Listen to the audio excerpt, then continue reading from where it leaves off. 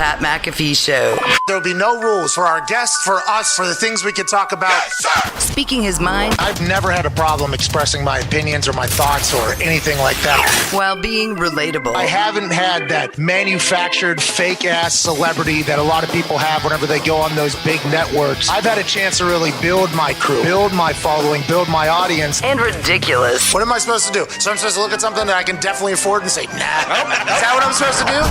The Pat McAfee Show starts in 3, 2, 1.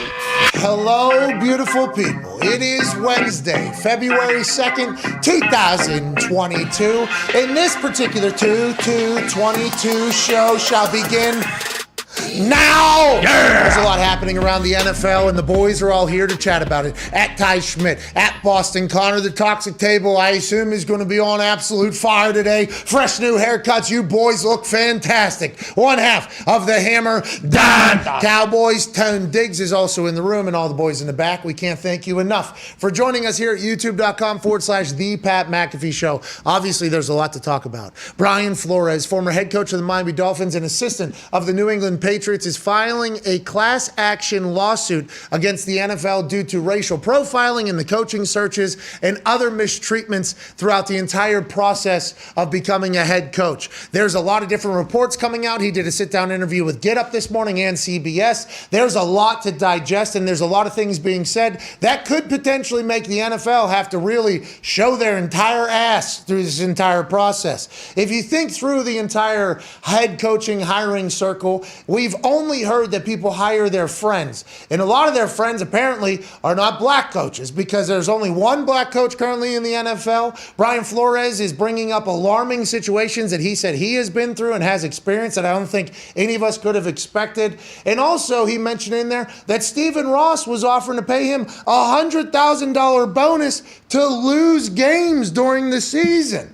So Brian Flores told him that's never going to happen because that's not the way he was wired, is what he said on Get Up to the owner of the Miami Dolphins, who was asking him to tank so they could get a higher draft position. There's a lot of shit to this, and the NFL is going to have to answer each and every single one of them individually, because the racism in the coaching practice, that is its own massive ordeal, especially whenever you're talking about a league that has, a high percentage of African Americans versus white. I was a minority in my workplace whenever I worked in the NFL. So that is the thing that the NFL will have to figure out, should have already figured out, and they will have to do this publicly with this class action lawsuit happening and a lot of big names joining alongside Brian Flores. Now, the $100,000 tanking fee is an entirely another situation, especially with sports gambling happening, the integrity of the league, the integrity of competition, the integrity of everything from the top, all the way at the top, all the way down. That's another ginormous thing that is going to have to get figured out publicly, I'd assume, at this case,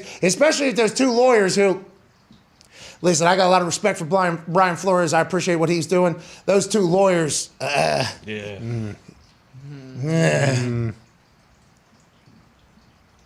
But they're going to be loud, I think, through this entire thing, and the NFL is going to have to answer all of this. They've already come out and said that it's without merit, these claims, and that's less than 12 hours after they were even made, so it seems like they already had their ducks in a row for if this was to ever happen, what they would do. It's just they were expecting it. There's the Rooney Rule in there that they knew there was a problem. It's not really changed much, so this is all going to take place right in front of all of our eyes. It's 1 week out from the Super Bowl. The conversation will probably only continue. We will also continue with this conversation with Darius Butler joining us in about 5 to 6 minutes, a man who just 1 week ago threw his name into the hat for the coaching defensive coordinator job for the Indianapolis Colts and talked about the hiring practices of coaches. And I actually got a chance to experience former players going into coaching as well, not just with AQ where everybody will automatically, I think, but I've had a lot of former teammates that have gone into coaching as well. The whole process of becoming a head coach from the player's perspective, all the years, and maybe for some people they get slotted right to the top. But a lot of these guys who try to become coaches, and I'm only speaking from former teammates that I've seen, so I don't know if this is everywhere. Your playing days don't mean shit. Coaching is almost like a union job where you have to go in and it's how long you're there, not really necessarily what you do. You start here, then you go here, then you go here, then you go here. And through those entire processes, you're eating a lot of shit down there at the bottom. And I think a lot of players have got into the coaching and tried to get into the coaching, and they did not want to go back to being freshmen in high school, basically, when it comes to football. So I think there is is a process that could potentially have to be changed through all of this. I think that's what Darius and I will speak about. I think he also has a lot more on his mind because I think he's experienced this a little bit more as he's tried to dabble into the coaching world. I can't wait to chat with him and thankful for him for that. There is breaking news in the NFL today, though, and this is a day that we've been waiting for a couple years. Oh, yeah. Long time. Oh, yeah. 2/2/22. February 2nd, 2022 will be the day that the Washington football team is no longer titled after what it physically is, a football team. Washington football team will have a new name, February 2nd, 2022. There was, a lot of people prognosticating on what they thought the name would be, what a good name would be. There was Twitter petitions. There was fans in different places causing scenes to get names heard and said. And the Red Wolves had an incredibly viral attack early, months and months ago, but they peaked at the wrong time. The name was nowhere near the finish line. So I think it kind of ran its very popular course and went out of there. The Red Tails is something that was gone. Allegedly, the Washington Warriors was potentially a name, but that was shot down due to it still having some relevance to the Native American community. So there was names that were floating out there, and the internet was deciding which one was good, which one wasn't good. And then all of a sudden, Boomer Esiason, the hardest working man in all of the world, came out and said, it's the Admirals. All right? I got breaking news. It is the Admirals. So then there was an entire conversation about whether or not the Admirals would be a good name. But there was this one company, I think called Chop Sports Media, who actually had logos and designs for the Commanders just months ago, I think. Tweeting out that this is going to be the name. And the internet said, there's no way that this company knows exactly what it is. How has the internet figured out this name that has been withheld from us for years almost at this point? Then a news chopper zooms in on a building or on the stadium where it clearly has Commanders on it. It's like, there's no way they're going to let us find out about this before 2/2/22 with how much has been done with red herrings and buying of patents and trademarks that weren't the case. There's no way we've been able to figure it out this easy. Then we woke up this morning, there was an announcement, and ladies and gentlemen, we are now in the era of the Washington Commies, the red team in the nation's capital. The Washington Commanders are about to take the entire NFL by storm. Did they think about potential repercussions? I assume they had a lot of hard conversations about the Washington Commies being referenced as the Washington Commies. And the internet has tried its best to figure out what the chance will be for Commanders. Commanders is a tough word, I guess, to fit into chance, says at Tone Diggs and most of the internet. Commies is going to be something that is said on a regular basis. And I know that, that might be something that some people would be pumped about, which is wild to think about. Despicable. Not America, but I mean, people are wild to think about. But the Washington Commanders, if they win, everybody will love it. That's right. Sure. If they lose, everybody will hate it. If the Pipes are still dumping poop on them at the games, they're going to hate the name, I would assume. But if the Commanders go on to win, this will be described as, do you remember when the rebranding of the Washington Commanders happened? At first, there was uproar. The internet let their jokes fly. Then the Commanders will go on to win 8 games, 9 games, 10 games, 11 games, 12 games, and go on to be one of the most beloved franchises yet again. Like, that is potentially what's going to happen. Anytime big decisions are made, we instantly judge it, and obviously hindsight gets a chance to just beat the hell out of our thoughts.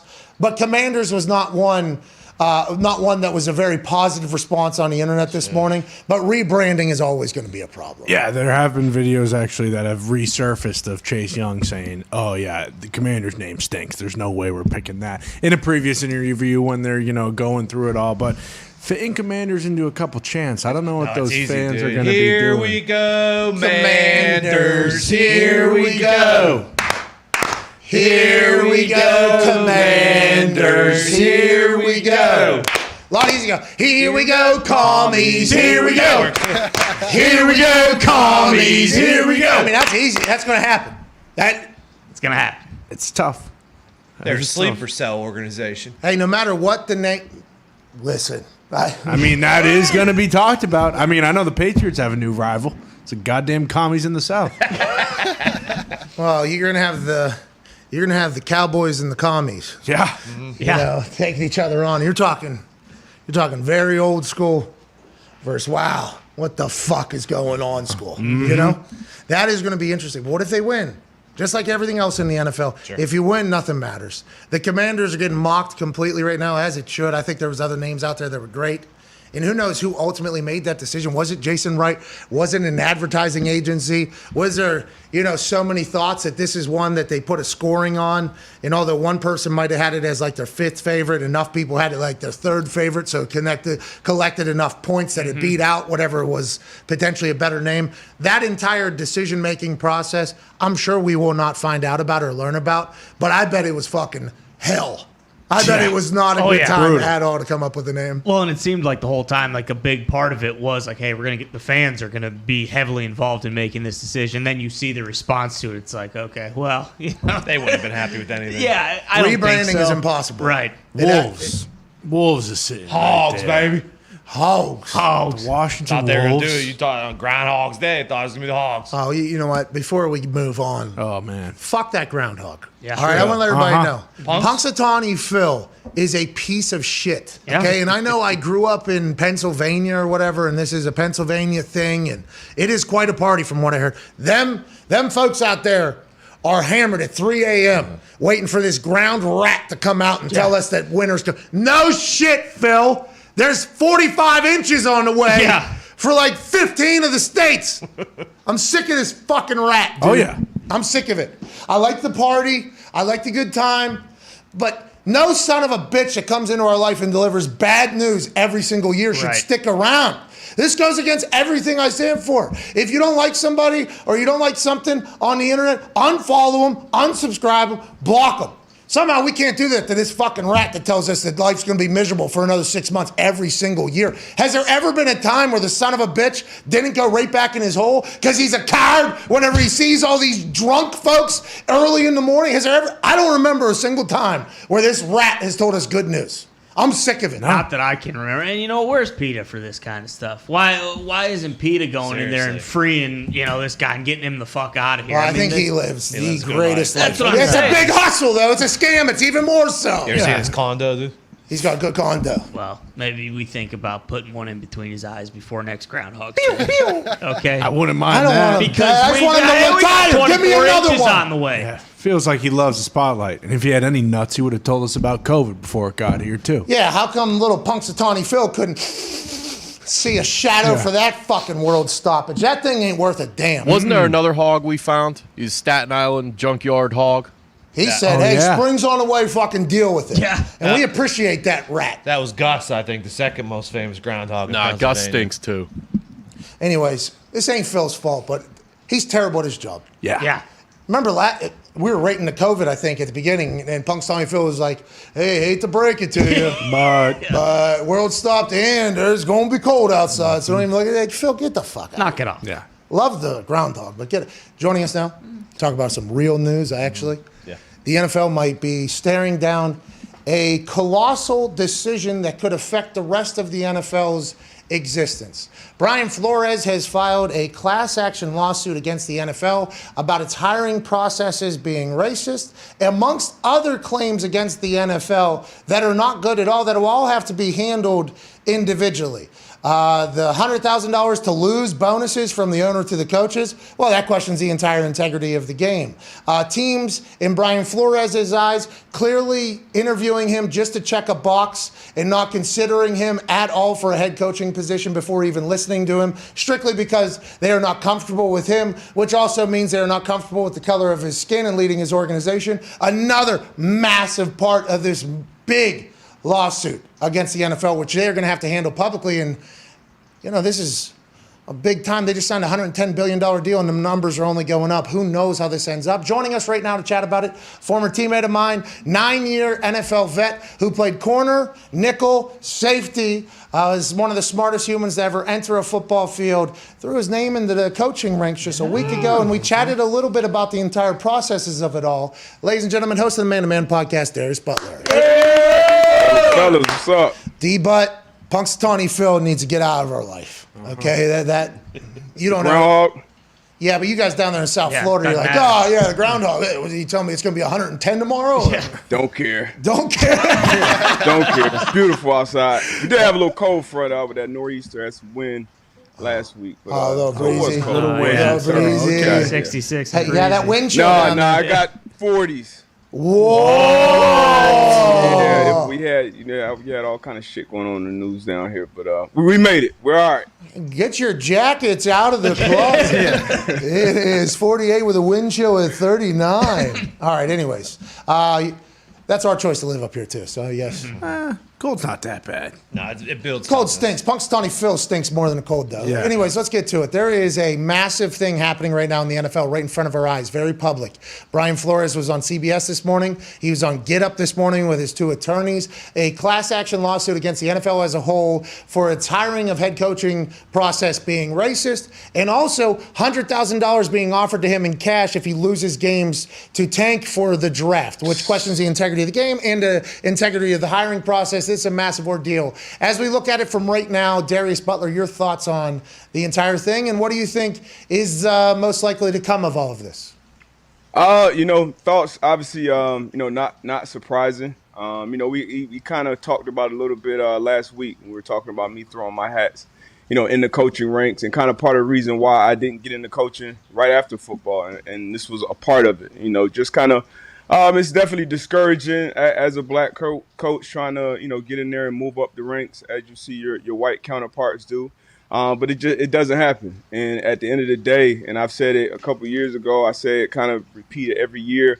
And I don't even get really upset and worked up about it anymore at this point, because the reality is this: it's a white-owned league, and these are old white billionaires that own their team. And nobody's going to tell them or anybody how to run their company or how to run something that they built or bought, who they can hire, what they can do. Like we can get upset about it. We can feel certain ways about it. But I think you mentioned $110 billion. Yeah.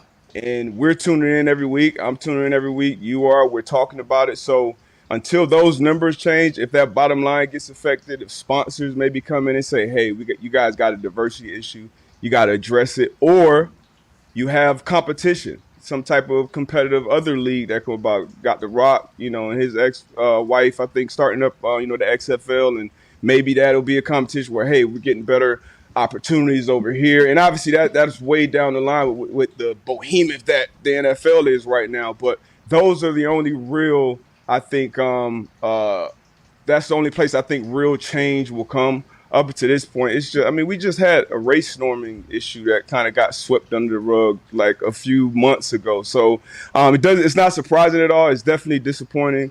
It's discouraging still with coaches. Obviously, B Flo, he fell on the sword. I know him personally, so he's pretty much sacrificing his future coaching career. He's a young guy, 40 years old. So I think he's doing the right thing. Obviously, how it came about with the text messages and now the lawsuit, we'll see what comes of this. I personally think it's going to end, in a settlement, and it'll kind of go away, and we'll keep going on about business. They'll probably have a couple token hires, and then they'll be fired in a couple of years.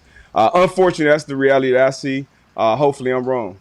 So a lot of coaches get fired because they stink, but hopefully there isn't token hires just to get past this. And I would be intrigued to hear the one per club meetings on how that whole thing goes, because it is obvious. It's a glaring thing. The fact that the Rooney Rule even had to be enacted, right, I think is an admission that there is a problem. It just had to be incentivized, too, a couple of years ago with the third round pick, if advanced GMs or something like that a couple of years ago. So, yeah. Yeah, it's very fascinating. They've admitted that it's been an issue in the past. They've made these rules. They've incentivized it. So they've tried to address it, which is what they will try to stand on or whatever, the NFL, because they got their lawyers as well. We all know that. They're going to come back, whatever they're going to do. Do you think, like Robert Smith is potentially in line or trying to buy one of the teams? That would be the first black-owned team, I believe, in the NFL if he was to get in there. Do you think that is really the only way we move forward, or do you think that coaching process is also one that has to change? And although I didn't appreciate the attorneys on there on Get Up this morning, I didn't. I honestly, I don't know. I wasn't a big fan of any of the interviews. I thought, number one, it's too early, and I don't know the people that I know that have had legal, things going on, usually you don't go on and talk about it. But, that's something you want to be super prepared for, especially when you're going to court against, Brady said it a few weeks, hey, you're not beating 30 billionaires in court. But, hey, I'm sure somebody's advising Flo, and that's above my pay grade. No, I don't think so. I think the two people that are advising him, you are above it intellectually. But that's just me personally looking out. And maybe they're just looking out for themselves. Who knows? Robert Smith, though, actually commented about it. And I think he even put like a subtle tweet out there like, we need to talk about this whole who's in this for the right reasons and who isn't, which is a part of everyday life. But one of them, the stooge on the right, actually, he said something that was pretty, I think, profound. He said, the way we fix this is if we have more defensive coordinators that are black, offensive coordinators that are black, special teams coordinators that are black. But to get to those points, the amount of shit you got to go through to get there, the coaching ranks is almost like a union job. Now, granted, there's the Sean McVays that get hired when they're 30 years old, Cliff Kingsbury, Zach Taylor. Those are all white guys that are getting hired very, very early or who's supposed to be these offensive masterminds. But normally, it's like a union job. You come in, you're getting coffee, you're drawing up plays, you're sleeping on your couch. Even if you played in the NFL for 13 fucking years, this is what you're doing. You're going through that. And it's hard for any player to be like, I'm going to continue to do this to make no money and maybe one day do that. I think there's like an entire process that needs to change, don't you? Because that's a part of the process that I believe is intentional. So for me, for example, I would be essentially punished for going to play at the highest level for 9 years and not going to be a quality control guy, out of college. So instead of starting my coaching career at 22, I would have started at 32. And in that 9 years when I was, playing against Aaron Rodgers or Peyton Manning or Tom Brady or, being heavily involved in actually orchestrating game plans and then going out on the field executing them, I'm punished and I'm behind a guy, that's put his time in. You know what I mean? Which I think you do have to put time in on the job. You do have to learn things, but it's certain. I mean, if you're reading a book about war, I would rather read it from a guy who went on 50 special ops mission as opposed to a guy who was kind of on the outside writing down a report about that mission. But I'm not the people hiring these jobs. Now, that's not to say that the Sean McVays and the Kyle Shanahans and these people aren't qualified for these jobs, but it's just everyone doesn't have the same opportunity. And we know life's not fair. It's nepotism. It's all these different things. But those are the issues. So that's why people have been punished. And like you said, you play in the league, let's say 6-7 years, and you're going to coaching, like at that point, you got a family. You're probably living a certain lifestyle. Like you want to maintain certain things. You want to maybe keep your kids in the same schools and all these different things. You can't go back to, making that and doing different things and then sacrificing hours and hours and hours at the same time when you're overqualified for the job to begin with. So that's a part of the issue. It's a lot of parts that play into it, and hopefully we'll see it, get fixed down the line. But the realist in me, I guess, somewhat the pessimist in me, I just kind of see it for what it is. And a lot of people try to, will put it. I know a lot of the conversation that I have, people will say, "Hey, man, well, the league is, 70-something% black." When you look at the players, how do you say you have a race issue or this issue? That's the only place in sports where it's a real meritocracy, where you got to earn it every day, and everybody's judging it from the time you're 16 years old. Everybody's saying, okay, that guy's good, he's not good, that guy's good, he's not good. So the people out there earning it, and you look at the NFL, we're really just getting somewhat a fair opportunity playing the quarterback position. You look at the past maybe decade or so. So, it's the coaching and all the GMs and all those things, those would be, I guess, more of the norm down the line, maybe. But only competition really will breed that change. If the owners could have, and I'm not saying the owners are intentionally just being racist, but if it took a while for the first black players to enter these major leagues for a reason. Like, so if they just had it how they could have, it would probably be 90% white players on the field too. So it's a lot of issues at the same time. Obviously, race plays into it. You'll be a fool to play a blind eye to that. But it's a lot of factors that's going into it. And I think, as most things come down to in America, the money. And I think the money is the only thing that's going to really change it. Yeah, money matters so much. A lot. Forever. Oh. Hey, AB, how much you suing for? Whole lot of money. On that Real Sports. That That was quite a moment. He has his own gripes, by the way, with how he was being treated as a player, which is its own thing. And then obviously there's the Gruden lawsuit that's happening because his emails were the only ones that were shown out of 600,000. Although they were terrible, what else is being shown in there? Those might come to light, by the way, through this blind Flores entire class. I mean, the NFL is fighting a lot of different fronts right now. Do you not believe, and I might be misreading this, I feel like we're at a time now, and I know you said you're a realist and a pessimist naturally, and you think, getting into those networks is going to be difficult. I feel like we're at a time in history where more people are more. Don't you think now is the time for this to potentially make a change? Don't you think? I might be wrong. Realist, pessimist, and I don't know if and black too. So I've been seeing it from this lens. Man, and right now I got it better than anybody that's looked like me has ever had it. Right. So that's the part of it. So when you talk to older black folks, you talk to older, hey, you got it better than ever. And then you go back to 2020, what happened with George Floyd and everything that came out of that, and all the Fortune 500 companies pledging money and doing all this.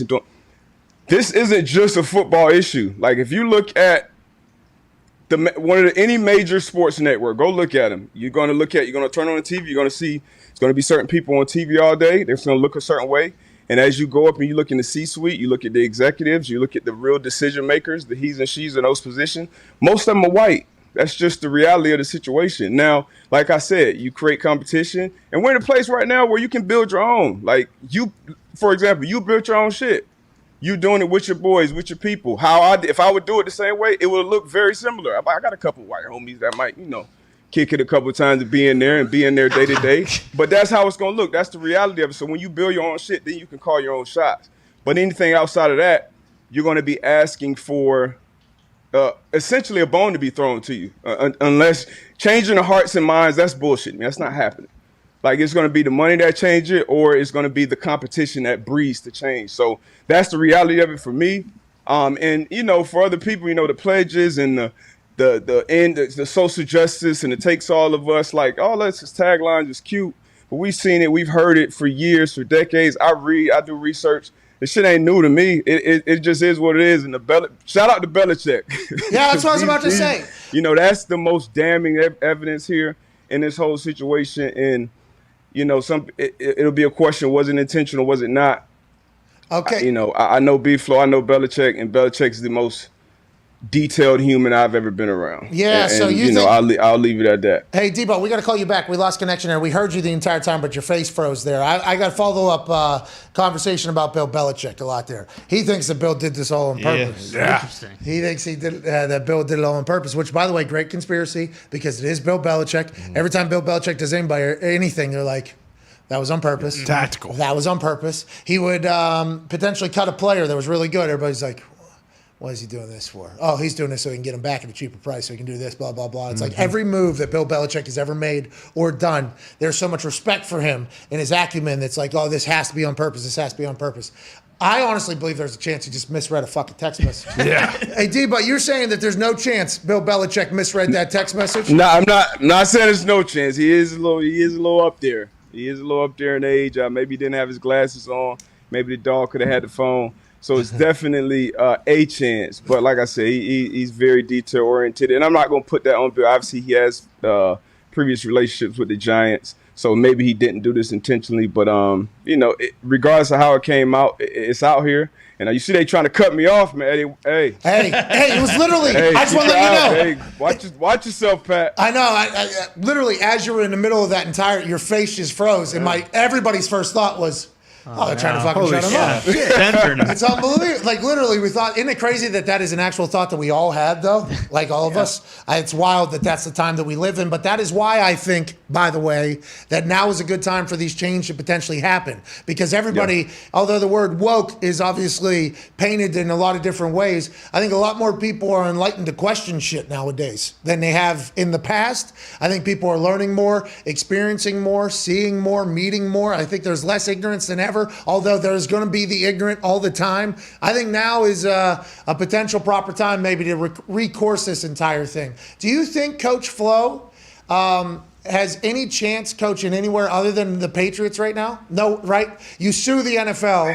And it's similar to when Cap, when you knew that was going to be a settlement. you knew, I knew at least, so I felt like his playing days were over. Like you're gonna go one or the other route, and obviously it's a bigger cause here, and Brian Flores came out and said that. So I think he's sacrificing his coaching career. Hopefully I'm wrong because he is young. This is the best league that we have, and I think he's given 18 years of his time already to this league. So I hope he does get an opportunity. But part of the reason he probably came out with this too is I think he was on the finalist for the Houston and New Orleans job. So he was probably like, man, fuck that. Fuck that. Yeah. That one job just hit me. Yeah, you know what? I'm out of here. In all reality, though, I don't think I think his coaching career is done. You're suing. That'd be pretty awkward. Well, it's just like when Antonio Brown sued the NFL, and then he said he was coming back to the NFL next year. It was like. Yeah. I don't know if that's ever happened, but he's fucking good at football. He is very good at football, so I guess there's a chance. B-Flow is a great coach, obviously, had years of success, and he was actually winning in spite of ownership, it seems like, down in Miami. That's why. It's going to be interesting to see how that plays out. That Stephen Ross thing play, because, offering 100, that's, you hear it all the times in the meetings, like integrity, the shield. And if those accusations come out to be true, especially with him being fired after that, that's wild. I mean, I'm sure me and Gump aren't shocked, but that's some wild shit. Yeah, well, I know you're a big-time Dolphins fan, obviously, as is Gumpy, but the integrity of the game is massive. It's paramount. The NBA is still dealing with Tim Donaghy. Yeah. Still dealing with Tim Donaghy. And I guess they have openly tanking teams to try to get a 4% chance better to hit the lottery. And they never do, it feels like. Nope. Okay, we're going to lose all our games. Our fans are going to hate us. And then we're not going to do what we tried to do anyways because it's a low chance of that happening. I mean, it is a nightmare over there. But the NFL, it's always been, hey, every game matters. Hey, we're playing. Yeah. We're not trying to lose. Nobody's trying to tank. And then you hear that there's potential bonuses going to go. I think Hugh Jackson came out. Now, he would have been super paid. Oh, yeah. How much he might be owning a team. He wouldn't be working right now. Yeah, he was not selling tequila if they're giving him bonuses. But we love Hugh Jackson on this show, obviously. But he came out, and I think his lawyer or PR also came out and said that they have more information and more evidence of this. So this is only going to grow. And it's a class action suit, and it'll be I'm sure there'll be some other coaches that go into it. Obviously, the coaches that want to continue coaching, probably not, but there will be some other coaches that don't have the aspiration to be NFL head coach. And speaking of Hugh Jackson, it is Black History Month, and he's down there at Grambling, and he announced their nil deal where they'll be paying all the student athletes down there. So that's huge. So shout out to Hugh. I'm a big Hugh fan too. Hugh Jack City down there. Down there. I sent a video to Grambling, me kicking and punting. They never opened it, I don't think. What? Really? I don't think. I mean, I was bombing balls in that video. I don't know how you wouldn't say, hey, come on down. Normally the only whites on those teams, the kickers and the punters. Yeah. Hey, some quarterbacks, linemen. Wait, I could see you been a punter at HBCU. Oh, it would have been awesome. I would have had a great time down there. Man, me coming into the yard. Anyways, it's who's going to win the Super Bowl, D-Butt? You know what, man? It's been a wild year, and the thing that would surprise me most is coming into the year, even more so that Joe Burrow going to win. It was Matt Stafford beating Brady on his way to winning his first Super Bowl, and now he'll be kind of the elder statesman at that quarterback position in the league. So I think Matt Stafford is going to figure out a way to win this Super Bowl. Not sure if he'll cover, but I think he'll win the Super Bowl. Oh, okay. A little twofer there in your pick. We can't wait. We can't thank you enough for joining us, for your perspective on all of this. I know it probably, enlightened a lot of humans that were watching that maybe didn't fully understand. So we appreciate you, man, and we'll see you next week down there at Super Bowl week. Yes, sir. I'll be safe. Appreciate you. Hey, you too, ladies and gentlemen. Darius Butler. Yeah, can't thank him enough for joining us. Yeah. The coaching thing is wild, man.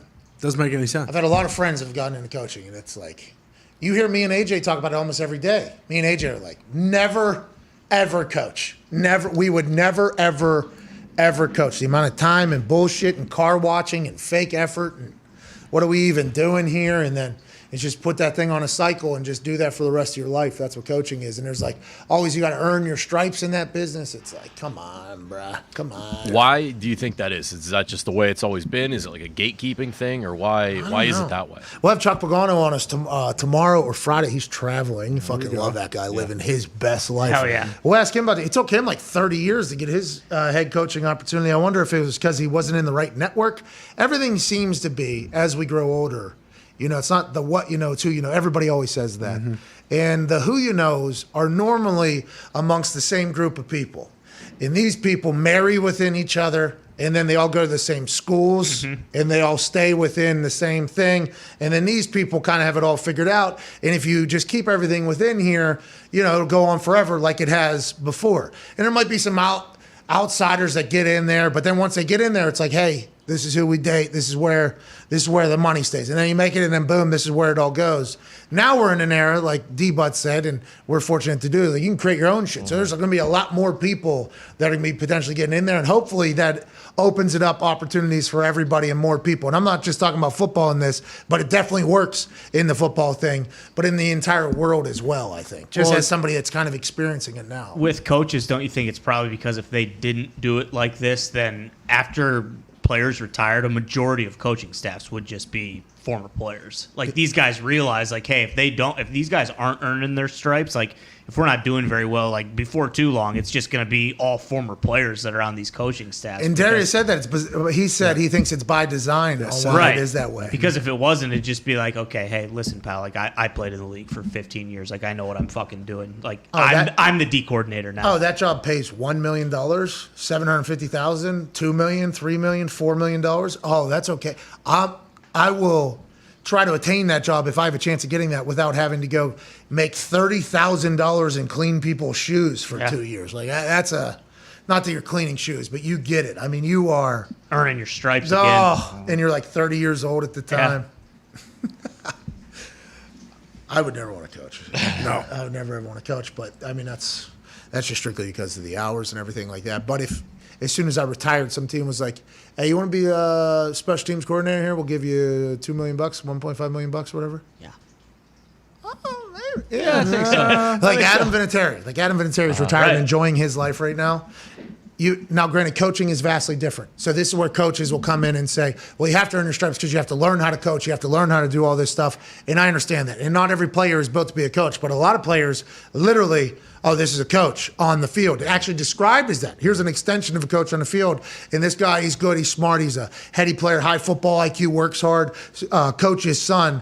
So you would think that you'd be able to just kind of pick it up on the run. And maybe that is why that doubt is another reason that y'all got to earn your stripes, got to learn if you can do it or not. But I would assume that most players that think they're supposed to be coaches get into coaching are pretty good coaches because they know and they've been there and they've experienced it. But I've never coached, so what the fuck do I know? We got to get to a break here, 40 minutes into hour one on this February 2nd, 2022, the day the Commanders were born. Hell yeah. Unbelievable. Happy birthday to you. Happy birthday to you. Happy birthday, dear commies. Happy birthday to you. Hey, go on, Commanders. Go get him, Commanders. Huh? Set sail. Woo. Go on. You can do it. If they win, all these jokes don't work. Nope. Yeah, but if they go 5-12 forever, yeah, they won't. Wrong. The commie curse, I can already say it. Oh my God, the commie curse. Not good. Oh, they have yet to win again. They go 0-1, 0-2, no. 0-3. What?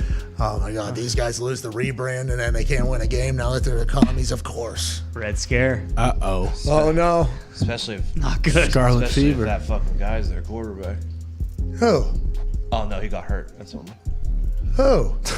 He's talking about that motherfucker. Oh, you're sticking with that motherfucker. Ryan Fitzmagic. Yeah.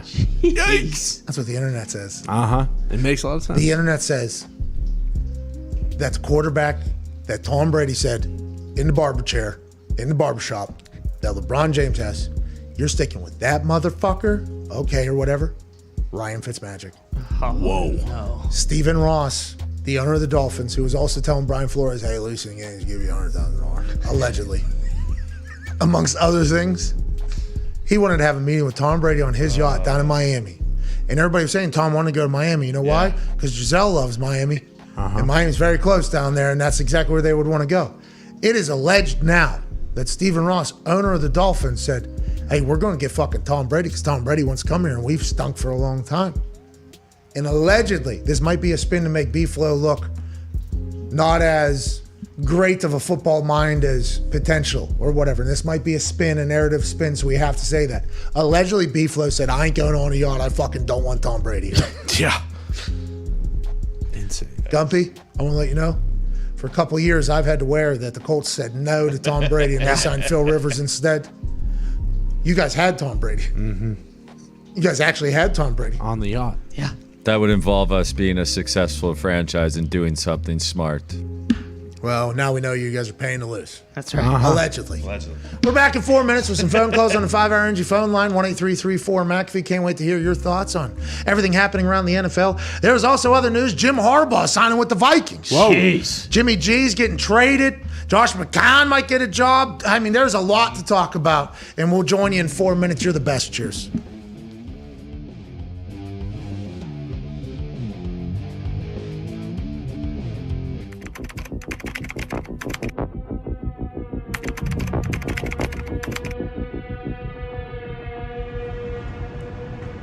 I want to tell you a story about a young man who once had a gambling problem, perhaps, before all these FanDuel sports books. The greatest app, the greatest place to gamble existed. There were bookies, there were illegal gambling rings, and one time, yes, I was part of one, and I could not pay my bill, per se.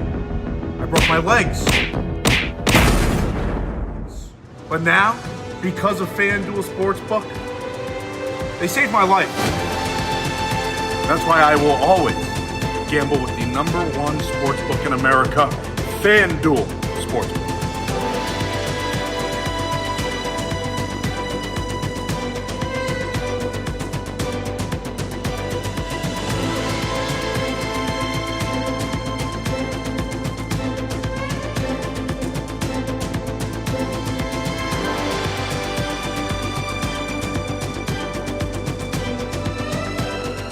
Steven in Nashville enough. What's going on, Steven?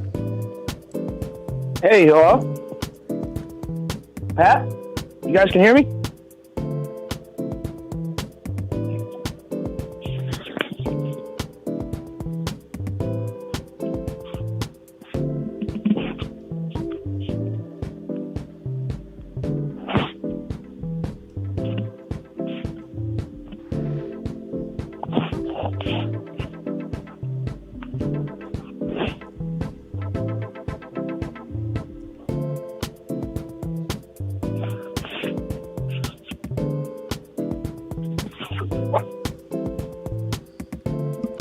This is the worst call we've ever had, Steven. My God.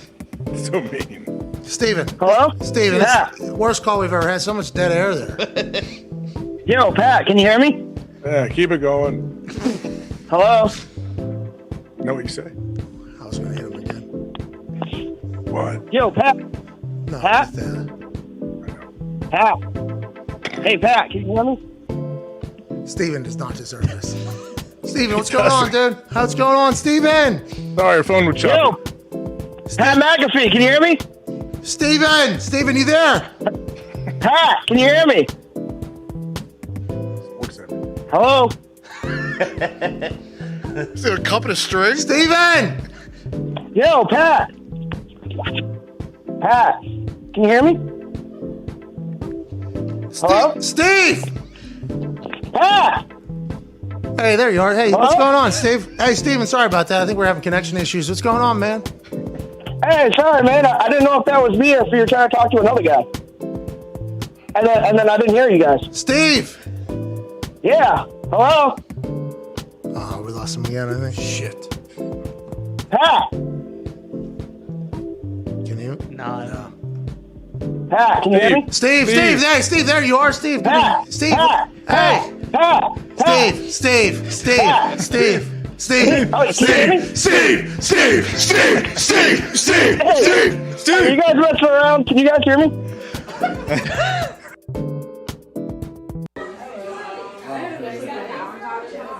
Hey, dude. Dude, I'm in the middle of trance. Oh, no. Hey, dude. Oh, no. People are saying you don't have it anymore. People are saying you can't drink. What is it? An ice cold Bud Light. What? What do we think? What is this? Bring it back.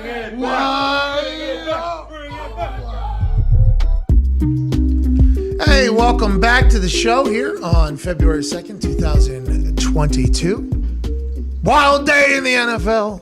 Yeah. The Commanders are now Washington's team. Jesus. What an interesting thing that kind of got leaked on the internet last night via News Chopper. Mm-hmm. And when Commanders was originally thought of, I think everybody on earth immediately thought they'd be called the Commies. Mm-hmm. You know, the internet went crazy. I mean, there was a lot of burials of every name, basically. Mm-hmm. Every single name, there was a burial because they gave out 8 names, and they said that the 3 finalists are amongst the 8 names, but they didn't say which one were the 3. So the internet hears that. The internet's going to bury all of them. Right. Yeah.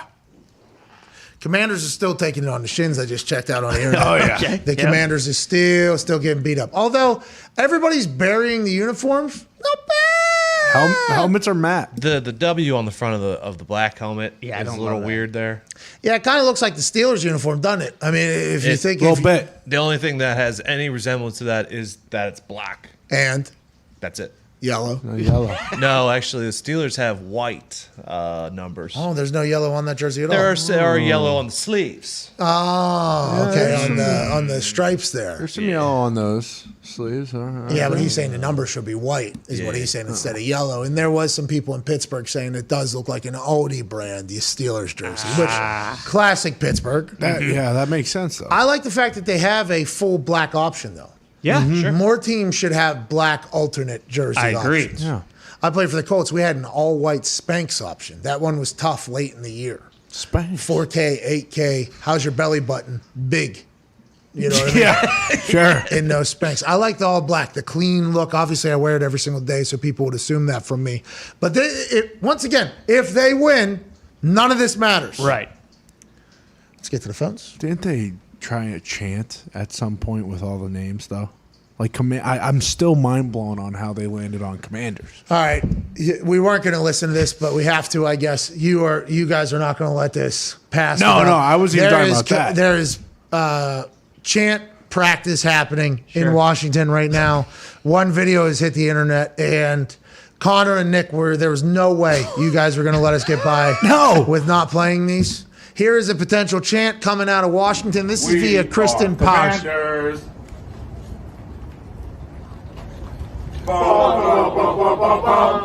And there you have it, ladies and gentlemen. The Washington Commanders football team. We've got a new slogan. Yeah, we took it off of Farmers, but the fact of the matter is, we are Commanders. Boy, it gets better every time. It does. Actually, from the beginning of that video, the second time, it was a little bit different. We are Commanders. Bum, bum, bum, bum, bum. It should have just been the Washington State Farm then, because why are we still in, insurance companies? Well, every chant is stolen from some original chant. That is the purpose of chants. Yeah, but wasn't that one started? We are farmers. Bum, bum, bum, bum, bum, bum. Bingo. Yeah. And how many times have you heard that in a stadium? I haven't heard that one transition into a stadium. There's a lot of other chants that have been, remixed into stadium chants, especially with those hooligans overseas. Those hooligans overseas watching the sport that America now owns. And we lost to Canada on Sunday. That was a fluke. Yeah. Football was on. Yeah. The boys were watching the championship game. That's right. On their phones. Playing up there in Hamilton. And we got a bunch of Canadians throwing stuff at the United States. Yeah. Hey, Canada, you don't fucking do that. That ain't Canada. Come on. Never. You guys showing a lot of aggression there towards the players. Huh? Yeah. Why don't we do that? Yeah. I warned you guys about Hamilton. What? I've warned you about the East Coast, my friend. Hey, little tiger cats up there. You know what I mean? They're getting crazy. About time they They're get throwing back, toilet paper at the boys. Yeah. Bullshit. It's like, oh, Canada, you're so tough in a parking lot. The soccer players walking through, huh? Is that the only place you've ever been tough ever? What are they doing? Throwing full Molsons at guys while they're trying to get ready to go into the game. What the hell's going on? Real quick though, I do like the fact that they were trying to get in the boys' head, and it did work. They won 2-0. Yeah, but I mean, we Big got game Honduras. tonight. Big game tonight. Who do we play? Honduras. Fucking Let it eat, boys. Need Gotta it. beat the hell out How of it. Christian Pulisic play against Canada? Obviously not great. 2-0 we lose to the Canadians in soccer. How's that even happen? Apparently the Canadians got some boys as well. Nah. Not the guys, but they got some boys. I feel like our team only wins when we have our B team or maybe even our C team in. Our A team never fucking wins. I would like to say that I've been banging the drum pretty loudly that the United States soccer team is about to win the Big Soccer Lombardi. And we are. We're gonna. They are. I don't know. I watched them play against El Salvador. Yeah. Not great. That game. The guy that I've been calling the greatest of all time, he stunk. First match back. He stunk. It was bad. Giveaway city from this guy. Can't have it. Yeah, but they were in Columbus. Maybe he was thinking about the chop house after the game while they were playing. Yeah, what World Urban Cup. did in there. Yeah, he'll be locked in. For He's the out World there Cup. in Qatar. He's not able to. No, can't go anywhere. What do we got to do? We got to win tonight to get to the World Cup or what? No, you're tied for second with Mexico right now. Top 3 go, 4th goes into a playoff, 2 get in. So What if there's 2 tied at 2? Both go. There's no 4 in. both go. 4th would still go to a playoff. 1, 2, and 3 are in automatically. Well, let's get a win, huh? Yeah. What do we say? Let's get a win, huh? Canada's playing Mexico tonight. Canada's playing El Salvador. That tough team. Yeah, they're good. Tough barn. Tough team. Tough barn. Great defense. We beat them. Canada beat us 2-0. Yeah, but you know, And you know what they different say. different attack lines and whatnot. I mean, I want us to finish. How much do we got to win by tonight to finish number 1 overall in our entire little thing? If you win and we lose or tie, you would be top of the table. Let's go. Boom. We're Here back. we go. Come on, Christian El Pulisic Salvador. is the greatest player of all Plus time. S. That's right. He took that night off so the boys could have to rise to the occasion themselves. Exactly. Of course, we do the soccer. He's a showman. And obviously, that fucking place up there, there's no one in the stands to be a showman. Yeah, where are they throwing from? Their houses? Where are these people throwing this toilet paper up in Canada? What are you talking about? Hamilton was full barn. No, how? Not in Canada. How? You guys aren't even allowed to. Not on TV, they weren't. Canada hasn't. You guys literally been locked down for 2 years, right up there in Canada, or is that just us getting to Canada has been locked down? It's forever changing, just like everything else, my friend. What about the Raptors games? Yeah, Montreal. Raptors have no fans. Like as a whole, I thought that guy who sits behind Corey, Oh yeah. the Indian man. Oh, is- yeah. Oh yeah, he's That's the right. best. Super fan. It's the science, you know. It's the science, forever changing. Well, then how did Hamilton have a bunch of people in there and they're throwing toilet paper at our guys, but other places can't have any fans? Might have got that arrested. Oh, no. The I Habs was didn't just have thinking. fans in there. What? Super fan. There's a good chance Casey Nitro dies in this snowstorm. Okay, who's KC Nitro? Who's that? I don't know who Casey Knight is. Casey hell is A Nitro. little respect for Red Red Extreme? Red Extreme? Casey Nitro. Oh, you're talking about X Factor? X Factor. X Factor is who you're talking Him and about? his gerbils don't stand a chance, dude. Come They're on. guinea pigs? Casey Nitro. Yeah, his guinea pig survived getting thrown through the windshield. I think they can take on For a those little that don't bit know of what we're snow. referring to, earlier this season there was a superfan battle in Kansas City that actually led to an OG superfan ended up in the hospital with broken ribs, giving a news interview where he proclaimed that they say do meth, a little cocaine and booze. Yeah. Ever hurt anybody? But anyways, you're right. He might die in this entire. Everybody needs to hunker down during this storm. Oh, yeah.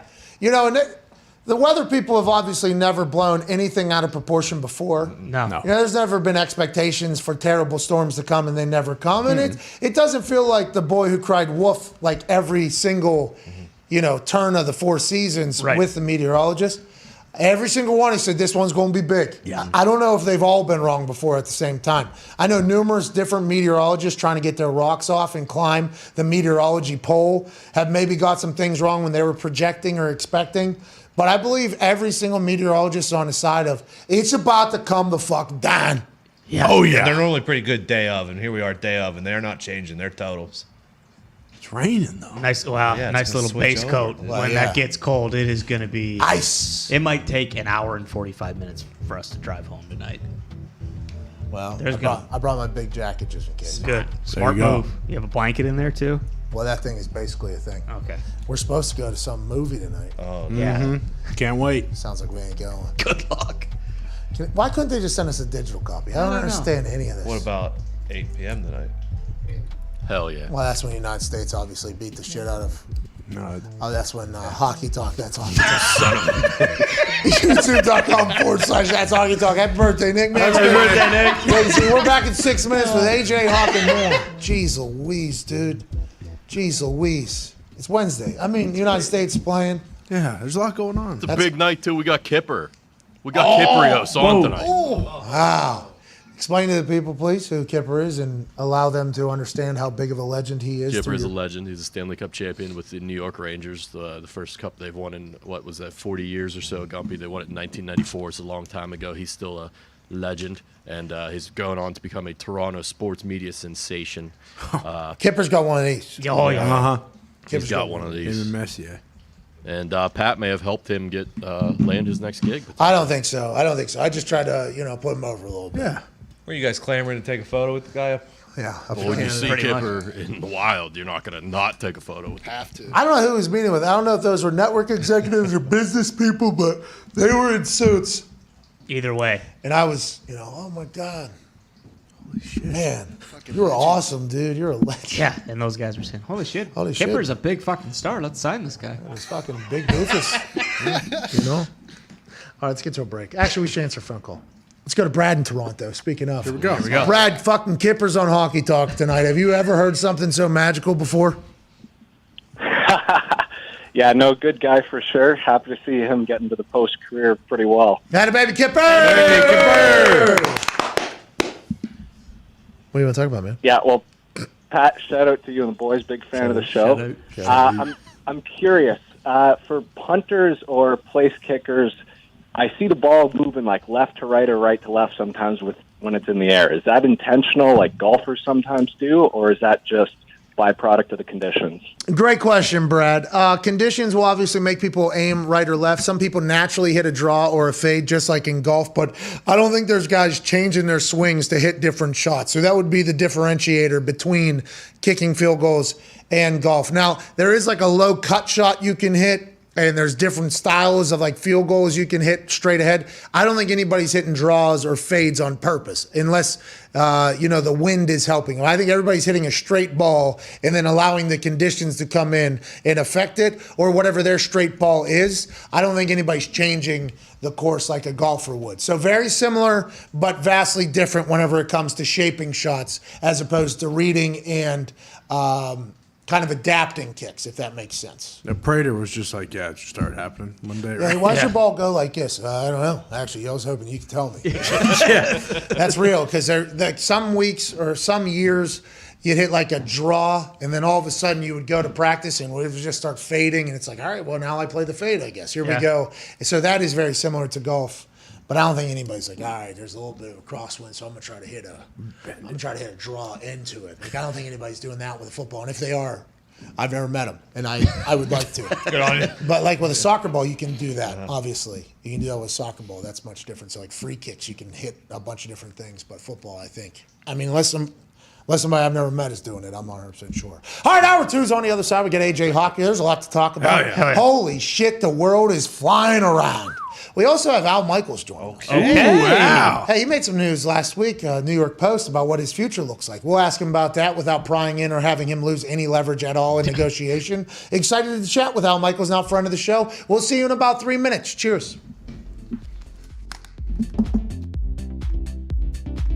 The team I played for was different, but in Pittsburgh, you pulled up to the gate, waved your hand, they opened the gate, you pull in, you park literally 150 feet from the plane on the tarmac, right? That's what we do.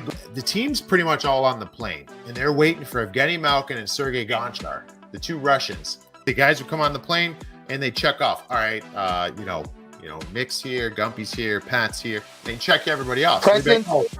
What's that? Present. Yeah, present. Thank you. Murray, present.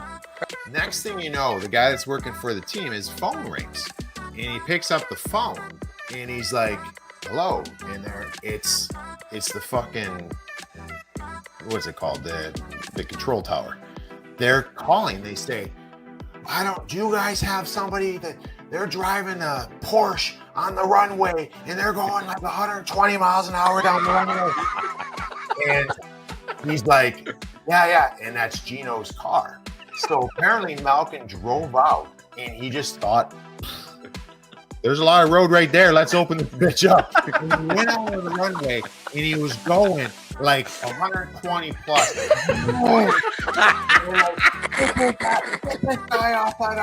So they're calling, trying to get him. Gino just comes pulling over, and I guess this excuse that I don't know. This is paraphrased by he's like, I don't know. Yeah. And maybe it was apparently Gino and Gonch, which is hilarious because Terry Gonchar was supposed to be the mentor for Gino. I don't know what happened right there. If Gino's like, let's bring this bitch out on the runway, and Gonchar's like, yeah, let's do it. But they went out there and they were ripping down the Pittsburgh International Airport down the main runway in their Porsche. He's a beauty, Gino. It's not if everybody's sitting on that plane. We're waiting on that. Hey, he just did whatever he wanted at all times. Huh? You can't speak English. You can say whatever. I not understand. In Russia, we do that. You know? It's a get out of jail free card.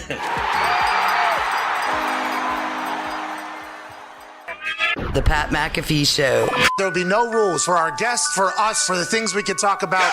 Speaking his mind. I've never had a problem expressing my opinions or my thoughts or anything like that. While being relatable. I haven't had that manufactured fake-ass celebrity that a lot of people have whenever they go on those big networks. I've had a chance to really build my crew, build my following, build my audience. And ridiculous. What am I supposed to do? So I'm supposed to look at something that I can definitely afford and say, nah. Is that what I'm supposed to do? The Pat McAfee Show starts in 3, 2, 1. Hey, welcome back to that show. February 2nd, 2022. 2/2/22, hour 2 begins right now. Yeah. Do that one time. Could only do that one time. That's right. And then there will be a 2/2/2/2. Hour 2. Only be able to do that one time. That's right. So let's remember that. And hopefully that's on a day in which we are doing a show and we are live. Speaking of live, the Talk to Table is here at Ty Schmidt, at Boston Connor. Hey, that flow is starting to get. Oh, yeah. It's starting to become main here. It's getting real long. I love it. Someone said, maybe cut the top a little shorter. I think, no, you got to let the top get even longer. Who said that? Some clown on the internet. Oh, what'd they say? He said, hey, why don't you go full mullet? Cut your top of your head like all the other mullets. I said, this isn't like all the other mullets, buddy. This is your mullet. This is my mullet. This is your bucket. This is my mane. This is your helmet. This is a forever haircut. This is the rest of your life in the mirror right here. That's right. Fuck off, dude. Please. It would be sweet, though. You had that little short little, like a John Cena cut on top. Oh, yeah. And then the full flow in the back. Well, yeah, I like Cena now, but because of his, decorated past, I don't know if I can go. Obviously being WWE champion. Yeah. Atone Diggs Marine is here. sniper. Yeah. Yeah, his Marine cut. That's 86 confirmed kills. Talk about comments. Atone Diggs, all right. Atone Diggs is here. One half of the Hammer. Dahn! Cowboys. Dahn. Hammer Dahn is a podcast literally committed to gambling and making money. They've been on a heater for 13, 14 months now. I'm proud of you boys. How you going, boys? Well done, boys. They go live 15 minutes after this show ends. YouTube.com/hammerdown. People think I'm lying. I'm telling the truth. Last night they went like 13-2 or something. Got receipts. As an entire show. I mean, they were making money for people. If you just blindly bet alongside of them, you're going to end up in the green. Joining us now is another man that you just blindly bet alongside. Mm-hmm. Joining us from an attic in Ohio, Super Bowl champion, college football national champion, COVID survivor, Ryder Cup champion, AJ Hawk. AJ, what's up, dude? Wow, you look. Hey. Whoa. Hey, today you got a glow. You pregnant? I might be. I don't know. Should I take a test? Yeah. Go pee. Okay. With a glow like that. Well, wait. Oh, I thought they always pooped on those. No, just stick it in the pee bottle you have it underneath your desk right now. Yeah. That'll help. Stop laughing, man. I don't think they poop to find out if you're pregnant. I do appreciate or respect the fact that maybe that is the case, and you have many more children than I do, so you would know much better. But you look good today. Hey, nice glow to you, pal. It feels like you're really oozing with positivity. Is that what today's going to be like out of the AJ Hawk attic? I don't know. I mean, I'm always pretty positive. I think I'm sweating because, like I said, I can't control my heat up here in the attic, so it's going crazy sometimes, either hot or cold. But we'll figure it out. I had bad internet this morning. I went on with Dan Dockich on his live show. And it was a Zoom, I believe, and I was freezing in there. I felt like you. I'm like, man, I'm bringing this show Dahn. That's 100% on me. But the fact that you can't control the temperature, the internet, or have any books behind you just makes it even more miraculous that you come in here and deliver every day. We appreciate you. The Commanders are a new team in the NFL. Obviously, everybody's going to call them the commies. That is just what the internet's going to do, and that's what everybody's going to do. Your quick thoughts before we get to our first guest, friend of the show here.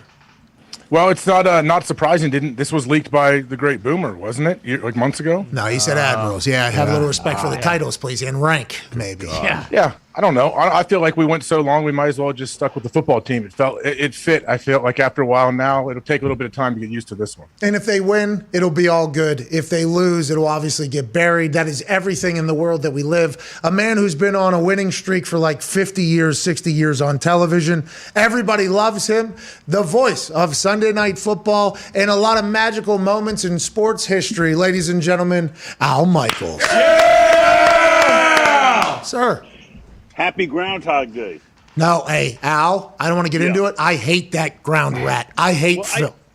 I do too. I came out of my backyard. I'm sorry I don't have a tank top because they're all in the washing machine. So I understand. You have to settle for this today. I've got an AJ Hawk cigar. My wife won't let me smoke that in the house. So I'm out in the back here. I saw my shadow a couple of minutes ago. So six more weeks of winter, or maybe it's the other way around. I don't know what the hell it is. Yeah, How are you guys? Hey, we're good, but at least you didn't see your shadow and then tell everybody that life's about to be terrible. That's what Phil does every single year, this goddamn thing. You know how I hate it. Punxsutawney Phil, I'm telling you. We've got possums down in our front yard now. So we've got one of those ring things, you know, when there's motion out in front, 2:30 in the morning, that possum's going back and forth. I'm looking for a raccoon to take them out. No, okay. Possum is an incredible species. I believe it's marsupial. That's right. The only marsupial in North America, Al. I mean, hey, no big deal. I got a lot of outdoor pets around my old house. My wife feeds them all. But let's get to some NFL news, Al, because obviously we're right around the corner from the biggest game. The Commanders. You know, new team name this morning. And I feel like everything in the world, especially when you rebrand it, is going to be hated early. The Commanders, I don't think anybody expected or wanted, but if they win, it doesn't matter, right? As long as they win, nothing matters. Right. People will get used to it. Yeah, and you're right. They'll start calling them the commies, and social media will have a blast with this.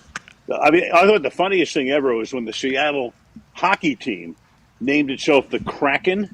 Yeah. And the name of the building, I think, is something like Climate Pledge Arena in Seattle. But you know what the fans called it? The Crack House. So that's the risk you run when you change the name of something. Hey, Al, after all these years and obviously doing every single sporting event on every continent, it seems like, how do you feel before a football game? Do you still feel like you did maybe 30 years ago? Do you get anxious, nervous at all? Anxious is the word. Nervous, no. You know, if you're prepared, you're not nervous. And I think, and you know what it's like. You're playing big games. You just want it to start. And once it starts, it's like you're doing, you've been there before. You're doing the game. Just get out of the gate like a racehorse. You want to have a clean break and get it going. So, it's funny. The only time I'd ever get nervous is if I was not prepared. I never let that happen.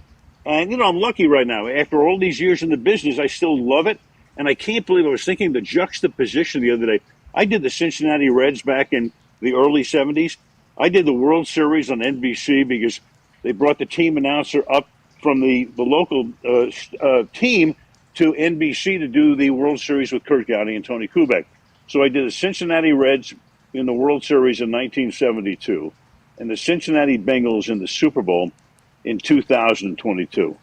Holy mackerel. 50 years, and you haven't missed 50. a beat. You haven't missed 50. A beat, by the way. You still, every single game, I feel like a lot of people now, and I don't want to be the person that bears any bad news ever to anybody, but as people grow older, there's a natural, potential downfall. You are still just as smooth, cool, and quick as you've ever been. Is there something to that? Do you train? Is it just natural? What do you think it is? Hey, by the way, people would still love you. They'd be like, Al Michaels, hey, we love him out there. But. Hey, listen, I don't eat vegetables. I hate to say this, but I don't eat any vegetables. Maybe that is the key to life. Betty White, who lived about 2 miles from where I sit right now, she was my neighbor. I didn't know her, but I read a story about her that she didn't eat any vegetables. I'll take 99 and 15/16 as Betty White did, and she obviously passed away a short time ago. But Betty White ate no vegetables. That may be the key. Think about that. I don't know why no more people aren't talking about it. Al Michaels, Betty White, two of the most beloved humans in history. Don't eat vegetables. Still got it very. Betty was Betty was one of the quickest of all time. Fantastic. Do you I loved her. You said you never met her. I assume all these celebrities want to meet you. Is there anybody that has come up and said like they're a big fan of yours and you were surprised from outside the sports world? When I was doing, speaking of Cincinnati, I was doing the Reds, and a few years ago, George Clooney comes up to me at a charity golf tournament. I'd never met him. And he said, I've always wanted to meet you and ask you, why did you leave the Reds? I left the Reds to go to the San Francisco Giants in '74. I said, because they tripled my salary. He said, I feel a lot better.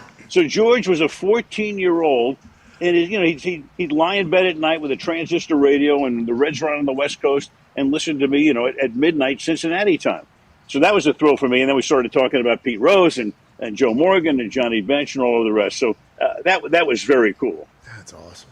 Have you ever had any issues with any coaches or players over the years? Like, I don't ever recall anything happening where you got into it with anybody. You seem to be highly respected from pretty much everybody.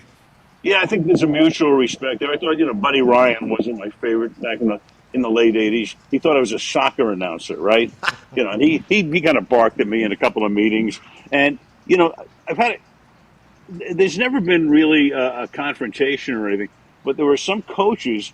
I basically had to pull them aside after a couple of meetings and go, "Hey, listen, I'm not asking you to tell us the game plan, but don't lead us down some primrose path and tell us stuff that is bullshit, right?" So that changed relationships with a couple of guys, and I think they respected our crew for saying, "Hey, listen, just if you don't want to tell us something, don't tell us something, but don't guide us in the wrong direction."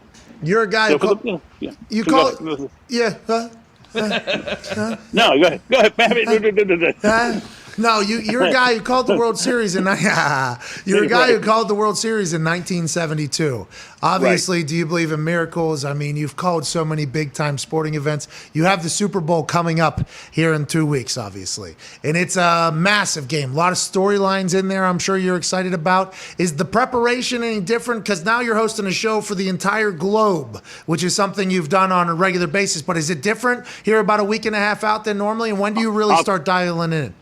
We're already dialed in. I'll tell you, Pat, this is a little different in the sense that we've had the Rams 3 times this year. We had them a couple of weeks ago against Tampa Bay.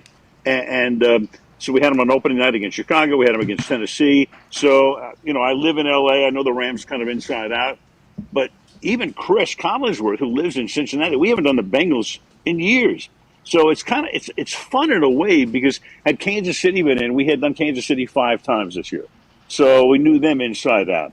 Cincinnati, we're kind of starting from a little bit of scratch here. Hold hey, that's the vegetable commission, dude. Who is that? Yeah, I know. No, I can't take this call. How do I decline this right now? Hold on. Here we go. Hey, by the way, there it is again. Technology. Yeah. Hey, you're killing it out. What can I tell you? Thank God I hit the right button. But the Bengals, it's kind of fun in a way because I think, I got the sense watching the Kansas City, Cincinnati game. When the game starts, here's Mahomes. It's going to be a great Super Bowl. It's going to be Kansas City again. Mahomes looked fantastic, obviously, in that first half. Then I think as the game progressed, if you didn't have a specific rooting interest like for the Chiefs, if you were a Chiefs fan, of course you were distressed. I think most of the country kind of said, "Wow, look at Burrow. Look at this team. That's kind of cool." So that's the way we're looking at it going into the game. So it's going to be exciting, but it's like. I don't want to say starting from scratch. I mean, we sort of follow every team in the league, but we really have to get down to, start at the bottom of the Cincinnati Bengals, work our way up. So there was 60 million people at its peak allegedly watching that AFC matchup. And I think it didn't average as high as the NFC game, but that's because, to your point, there was an 18-point differential at one point. Everybody thought the Chiefs were just going to go on and do what the Chiefs do. Joey Burrow and the boys coming back, actual needle mover. More people than the NFC game watched that comeback in the second half. They're young. Right. I don't think they even know what they don't know right now, too. Don't you? Like, that is kind of the sense. They have no idea how hard it is to make it to the Super Bowl. I think Joey Burrow's like, this is normal. That's great for the league, Al. Great for the league. There's no question about it. And the other thing I was thinking about is that I did the Super Bowl in '99 when the Rams beat Tennessee, and the game ended on the last play at the 1 yard line with Mike Jones tackling Kevin Dyson. Fantastic. Otherwise, that game would have gone to overtime. Think about this. The Rams the year before won 4 games in 1998. Then they lose Trent Green in an exhibition game. This guy Kurt Warner takes over, whoever the hell he was at that point. Great a lot movie. of people thought a lot of people thought, well, Kurt Warner, isn't he the running back for Seattle? No, this is the other Kurt Warner. Of course, we all know what happened. He's the league MVP. He's the Super Bowl MVP. It's a dream story. It becomes a movie. So here are the Rams winning it from 98 to 99, going from 4 wins to the championship. Can the Bengals repeat? They won 4 games last year. Oh, look at all that research you're doing. Hey, you hear that? Yeah. By the way, if I'm wrong, anti-social media will let me know in 5 seconds. Yeah. Well, you're wrong for everything at some point from somebody. You know, that's just the way the world is. Right, Go ahead, AJ. Al, have you gotten a chance to speak with Joe Burrow before? And if not, like, what are you going to ask him in your production meeting? I would assume you guys have normal production meetings like a normal game. Oh, we will, and I think they're coming out here, and we'll go to practice a few days before the game. No, I've never met Joe Burrow. Looking forward to it. You know, obviously I've read a ton of stuff about him, talked to a lot of people about him. He seems like a really, cool guy, obviously. And I'm amazed by and I'm sure you guys are too, the poise. I mean, second year in the league, nothing's too big for this guy. And maybe it's the new generation of kids coming up and they're used to, media attention and all of the rest and coming through college. But I'm looking forward to seeing him, to meeting these guys. Met the coach Zach Taylor once briefly. He came off the Sean McVay tree. You think about that Sean McVay tree right now. LaFleur and you got Zach Taylor is in the game. He had I'm trying to think somebody else he had that's in the NFL right now. But his tree is blossoming. It's like the Garden of Eden. There are some coaches in this league, as you know. Their tree. If Adam and Eve had to eat off some of those other trees, we wouldn't have civilization right now. without mentioning some names. Hey, I appreciate the fact that you've thought that out before, by the way. That is what I like. Yeah, right. I was thinking about that in bed last night. I knew I'd be on the show today, right? I got to come with something for you guys. You're amazing, Al. Honestly, it is. Every time we chat with you, I get so pumped up. And the fact that we can just reach out to you and say, hey, Al Michaels, do you want to come on the show? It is so cool that you do that. We are very thankful for it. This is where I come for my information. I'm sorry I had some stuff to do yesterday. I missed Aaron Rodgers Tuesday. No. So what's the latest? Aaron missed Aaron Rodgers Tuesday too. there was no news then, but I assume it'll be coming at some point there. I want to talk about. Because your future, just like we just said, you're Al freaking Michaels, and when you come on here, it's so cool. Everything you do now is getting speculated upon. There's articles about what your future is going to be, what it isn't going to be. Then obviously Troy Aikman does an interview. There's alleged his future's up in conversation as well, and he's talking about the number of viewers, which immediately talk to you about how interested people are in the game. And there's obviously the Amazon thing looming over everybody's head. Much like Aaron Rodgers, that's a good point. Do you have your future figured out? Are you still trying to figure it out? And are you pumped that people still are very, very much wanting your services in a lot of different places? I assume that is a yes. Well, that's very cool. What I said before the season is my contract is going to end after the Super Bowl at NBC. I've had a long-term relationship. It may be a part of the future for me. I don't know. But what I wanted to do, Pat, this year is just enjoy the hell out of this season. I've worked with the same producer and director for 2 decades. I've had Chris for 13 years. Michelle is going to wrap up her broadcasting career, but she'll go on to some other great things as well. She's the best sideline reporter ever, tremendous journalist. I wanted to not be distracted by anything, and I'm still trying my best to do that. Obviously, there's stuff out there. I do have options. I do know this. The one thing I love doing what I do. I still have a great time doing this.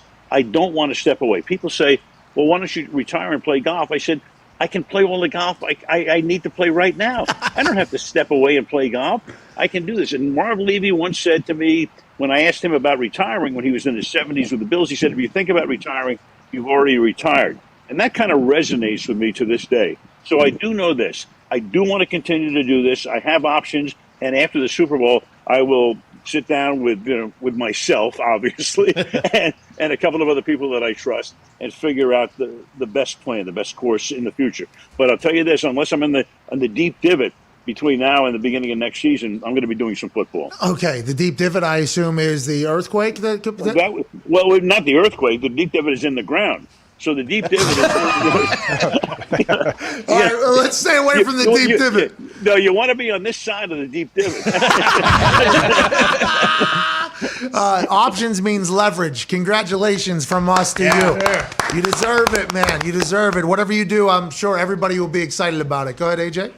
Well, I mean, it's awesome that how relevant you still are, and you're still so much like people want to see you on TV. What's it been like, I guess, over you've been on camera through all of this to where now there's a billion platforms. There's all these different places where you can go instead of like the old big three back in the day. What's it been like to watch this whole thing happen?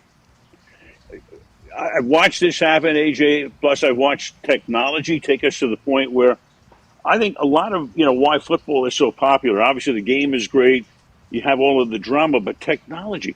I watch these games. I've been in the business for a long, long time. I'm still amazed at how beautiful these games look on television. I mean, it's a spectacle, and it's live. And I mean, there's some good stuff on TV, as we know, but there's a lot of crap out there as well. But the NFL, this is great television. Technologically, it's come along to a point where, I mean, it's beautiful. It's a beautiful thing to watch. It's a spectacle. And I just see that, and now we've got social media. We have all of these platforms, which is a good thing and a bad thing. But I mean, how many platforms can you watch at one time, right? I mean, there's a ton of stuff out there. You got to pick and choose, and hopefully most of these people will be picking the Pat McAfee Show for a long, long time. No, that's not going to happen. But I do know that with more platforms allows, good leverage position because they're going to want a consummate professional. They're going to want somebody that brings legitimacy to their coverage as well. I think the newer days and technology is only good for old Al Michaels, but I know that that's not exactly how you look at it. You look at it for the good of the game, but there's going to be a lot of these platforms who have so much money, Al.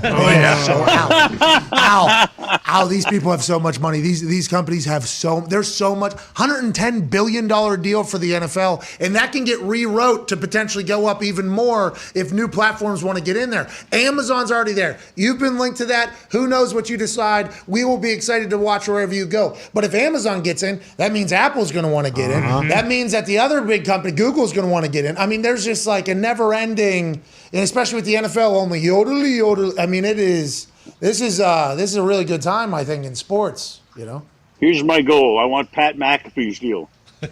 Well, I'll tell you what, Al. I wanted Pat McAfee's deal before, too. I'll tell you, once you get it, you realize there's still traffic. There's still a snowstorm coming outside. That's right.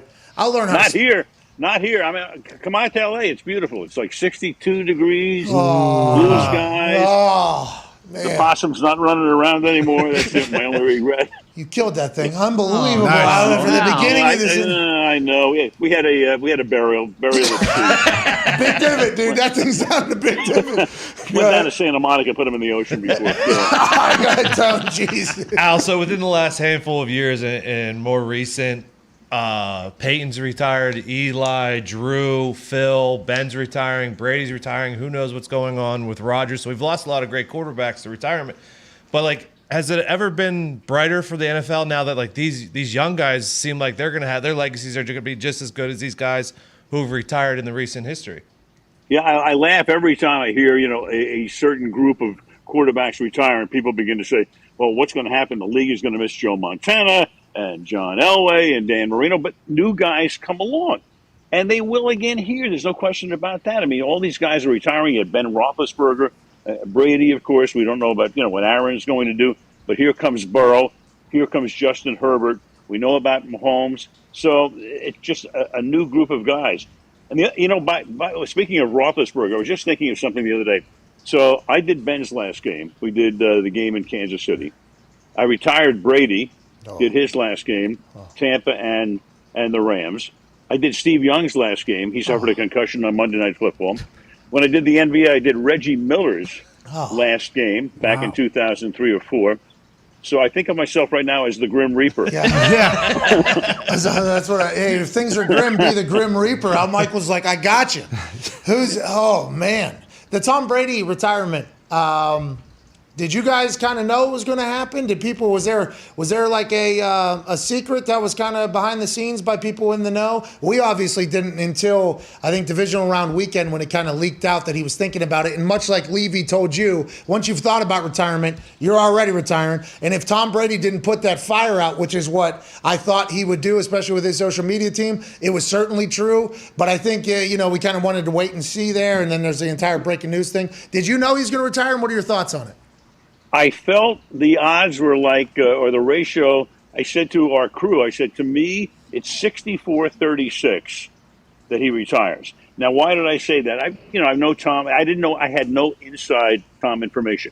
But we had in our production meeting before the Rams-Tampa Bay game, I said to Tom, hey, do you ever think about the perfect ending? And he hesitated, and we actually used this on the air. We put a panel up. And he said it would, be at a Super Bowl. And then he said, but I'm not sure it'll be this year. So we all kind of like, what did he mean by that? And then he kind of went back and forth. And we put his quote up on the air. I said, he was kind of talking in switchbacks. And when you're talking in switchbacks, going back and forth, that led me to believe that he would probably step away. So I was not surprised. But, it's kind of shocking when you think about it, obviously. Here's a guy, led the league in touchdown passes, led the league in yards, sets an NFL record in completions.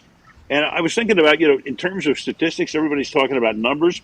And think about this, 32 teams play in the National Football League. So if you win a Super Bowl every 32 years, that's the law of averages, you win 7 Super Bowls in like 220 some odd years. This guy did it in 20 years. That's the one statistic that resonates with me, and lost 3 others that he could have won. So that's a career of careers. That's Babe Ruth. That's Michael Jordan. You name it. That's Tom Brady. In the ones that he lost there were some miraculous plays that were made to change that. Now, granted, obviously there was some on the return side, returning favor, but I don't think we'll ever see another Tom Brady. I don't think we'll ever see another Patriots dynasty. It's so hard to win in the NFL. And everybody compares, like Andy Reid. He's been to the championship game 2 different times, 4 years straight, only has 1 Super Bowl from it. Like, that's going to be brought up against him. It's like, well, who are you comparing him to? The fucking Patriots, who had 20 years of dominance? I don't know how they were able to do it, Al. I have no clue how they were able to accomplish what they were able to accomplish. Well, it's Bob Kraft. It starts at the top, and obviously Bill Belichick, and they put the right pieces together. Going 20 years is amazing. The 49ers did it. Remember, the 49ers in the 80s and 90s, they had that same sort of dynasty going. And it kind of worked. You had Montana, and then you transitioned over to Young, and then, of course, it kind of fell apart at the end. It was a little different then because you were able to do certain things you can't do right now. But in today's NFL world, which is obviously made for parity, to get every team to be 9-8, 8-9, a couple of teams break away from that. I just think it's almost impossible to have that kind of a dynasty. So you're right. In our lifetime, we won't see another Tom Brady unless some alien spaceship comes in and drops off the next Tom Brady 2.0. Okay, just real quick, because Ty has a question. Obviously, the Pentagon has said, yes, there are unidentified aerial phenomenon. Yes. But the alien thing, I've always been intrigued by it. Is this something that has always piqued your interest, Al Michaels? Not at all, frankly. Really? Honestly? Nah, yeah. Well, hold on a second. No, there's a drone coming over here. Looking could be that cloud, too. Not really. I'm not a science fiction kind of guy, but But Brady, that's the whole thing's ridiculous. Elon Musk. Brady eats vegetables. That's the only difference between him and me in our dotage. Go ahead, Ty. Al, when you've called as many massive moments as you have, I assume it just becomes second nature. But how conscious are you in the moment? Like, there's a chance they're going to be playing this, or people are going to be listening to this for the next 40 to 50 years. More so now, obviously, than it was, when I was starting my career, when, nobody had a home VCR, and you didn't think about everything living in posterity. Yeah, I mean, it's something that I know is out there, and I know you just want to hit it. You want to make sure you don't screw it up. Is there pressure? Yeah, but I think there's just pressure every time you do a game. I mean, when I'm doing a Sunday night game or a Super Bowl or a playoff game, yeah, there's a certain amount of pressure, but you can't let that affect you. I mean, the players are the same thing. I don't think, AJ can tell you, you're not out there thinking about, oh my God, I'm on television, 30 million people or 40 million or 100 million people are watching this right now. Yeah, I mean, what you want to do is just make sure you get everything right. And I've had my last 4 Super Bowls have gone down to the last play of the game or a few seconds left. So you've got Santonio Holmes making the catch in 2008. I've got Malcolm Butler making the interception of Wilson in 14. Go back to 99, Mike Jones making the tackle on Kevin Dyson at the 1-yard line. And yeah, I got to say, there's a moment when you just want to make sure, did I get that right? Because if I didn't get that right, they'll just play it back and mock you for the rest of your life and your grandchildren's lives. There's no doubt about that. But it's kind of funny. I think as the game gets toward the end, and I've talked about this with Joe Buck and with Jim Nantz too, it's like the synapses of your brain open up wider, and it's almost like I can see the field in 4K. It just, everything is clear, and you just hope that you don't mess it up and you get it right. And the only thing I'm rooting for in this Super Bowl, Cincinnati against the Rams, and people think they were rooting for this team or that. That's a bunch of crap. You know what I want? Triple overtime. That's what I want. Yeah. Let's high drama. Yeah, let's have a battle out there for the best of the best in the best league with the best call imaginable without Michaels. You just said Jim Nantz, and Joe Buck talk about being able to get into a zone almost. I think athletes talk about it. Drivers talk about whenever they're at like 180 miles an hour, somehow the world gets like slower. It's nice to hear that you get in that similar type of zone, but that just made me think, do you guys have a group text? Like, hey, we are the voices of the NFL. Like, it kind of goes through us. Do you guys have a sit down, a meeting, a yearly, annual, quarterly? What do you have going on? Not really, but when we talk to each other, I think we all feel unbelievably lucky and fortunate. I think Joe and Jim and I believe have done the last 17 Super Bowls, which is pretty amazing when you think about it. And we all realize that, hey, we are the anointed ones. We got really lucky, and we're able to sustain it.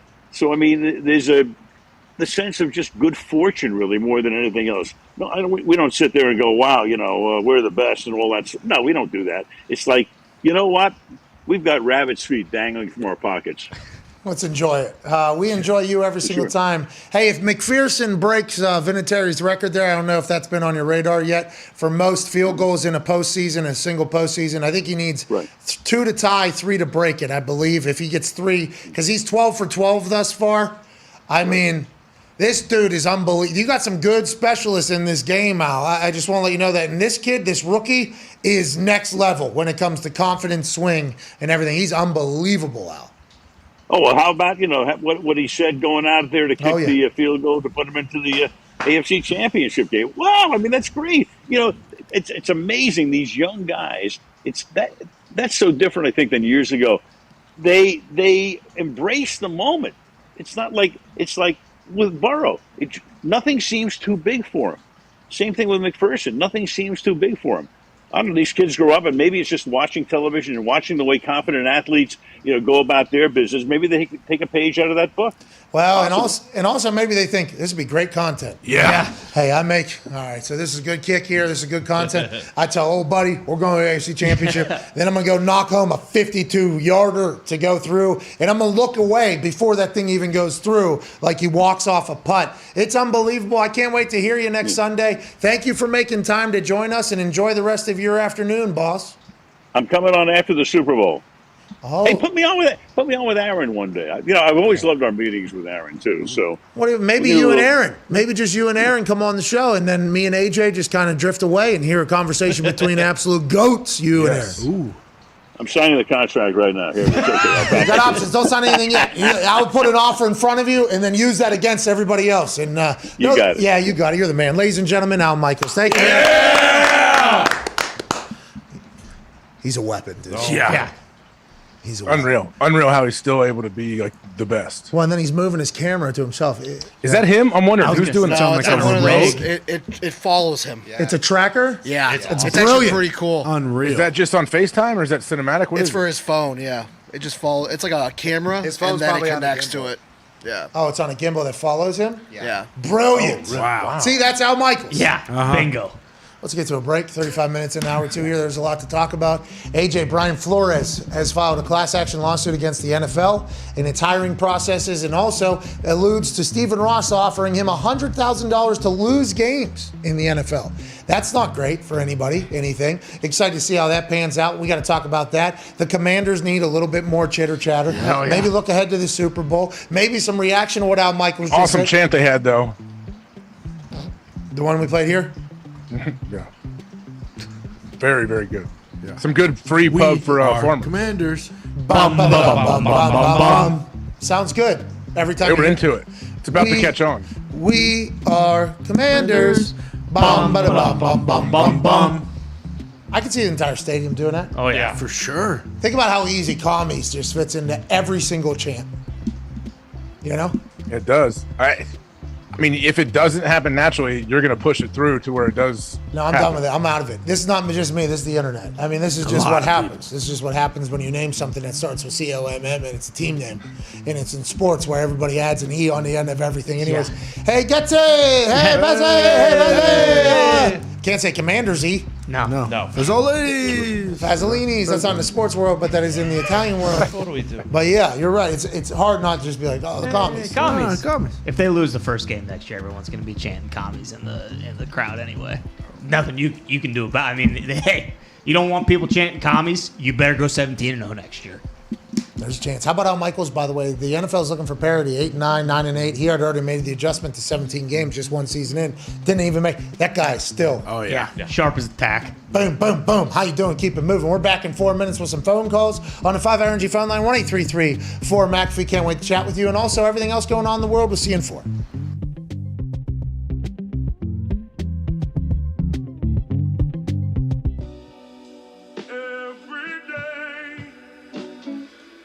Richmond -6.5, Providence +3.5, Texas Tech -4, Auburn -6. UNC -3.5, Providence +3.5, Davidson +3.5. Come on, Davidson +3. And I actually have an NCAA play for tonight. I'm going with the Auburn Tigers -6. Team Ride! Team Ride! Hype Ride! I mean, it's the biggest game of the night. You gotta play it, dude. Come on. All right. I want to take this Iowa State-Kansas game so bad. Don't do it. And if I was taking it, which I am not, I would take Kansas money line. And that's going to go into the high point parlay of the night. Kansas money line. Auburn and Kansas. Let's go. Phoenix. All right. That was one play that he had. I also really like Milwaukee Bucks. Okay. The Wizards are playing at Milwaukee. Yes, this is a TNT game, so you can't actually Hell watch yeah. it. Hell The yeah. Wizards are the worst covering team in the NBA right now. They kind of stink. They've been on a really bad schneid, and the Bucks haven't been the best, but seems like a classic get right, win by like 20 plus, beat the shit out of them. That's what we're really looking for tonight. I also really liked the over of 219 in the Warriors San Antonio game. I liked that one. And then I liked the Bulls -9, Orlando Magic going to Chicago. So we're on a bunch of home favorites tonight. The Jacksonville Duval Jaguars are dead. And I think that is something that is a shame. But we should at least have a moment of silence, I guess, for the Urban Meyer-led Jacksonville Jaguar squad.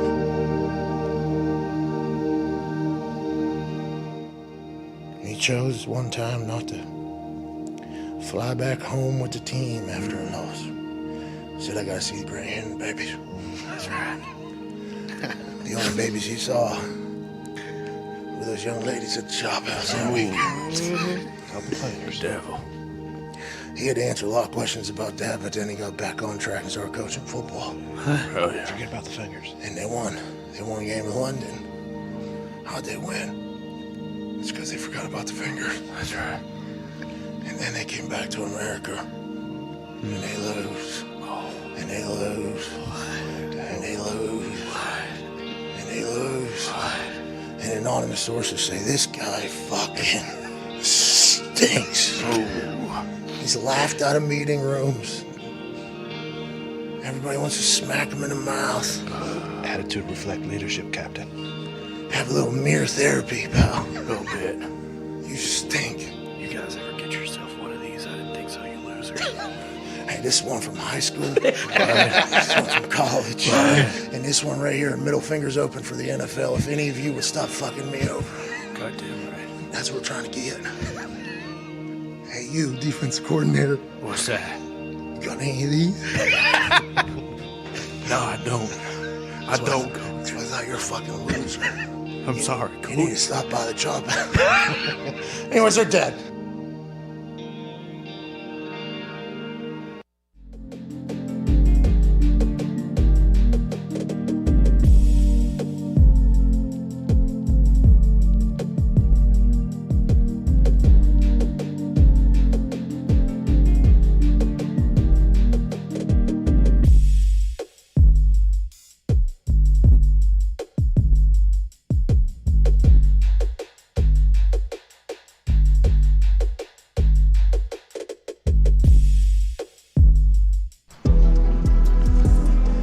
Ladies and gentlemen, it is a time to announce something big. About the big game. Big game. You know, on Monday, SeatGeek announced that they'd be flying 2 people and providing a hotel and 2 tickets to the big game out in Los Angeles. And we had that particular giveaway happen on the Twitter. SeatGeek will inform the winners of that particular giveaway. But I told you on Monday, I thought I'd give away more. Hell yeah. Yeah. And with the price tickets are, it's going to be damn near impossible for a lot of people to get in there. So I told Ticket Stooge, hey, we need to give away 2 more tickets. Now, I don't think it's going to include the flight and the hotel, but there's 2 more tickets to the big game in Los Angeles next weekend up for grabs. Hell yeah. All you have to do is tweet a picture of the screen right now. Not now. Not yet. Nope. Not yet. No. No. No, not yet. Hold on, AJ. Not yet.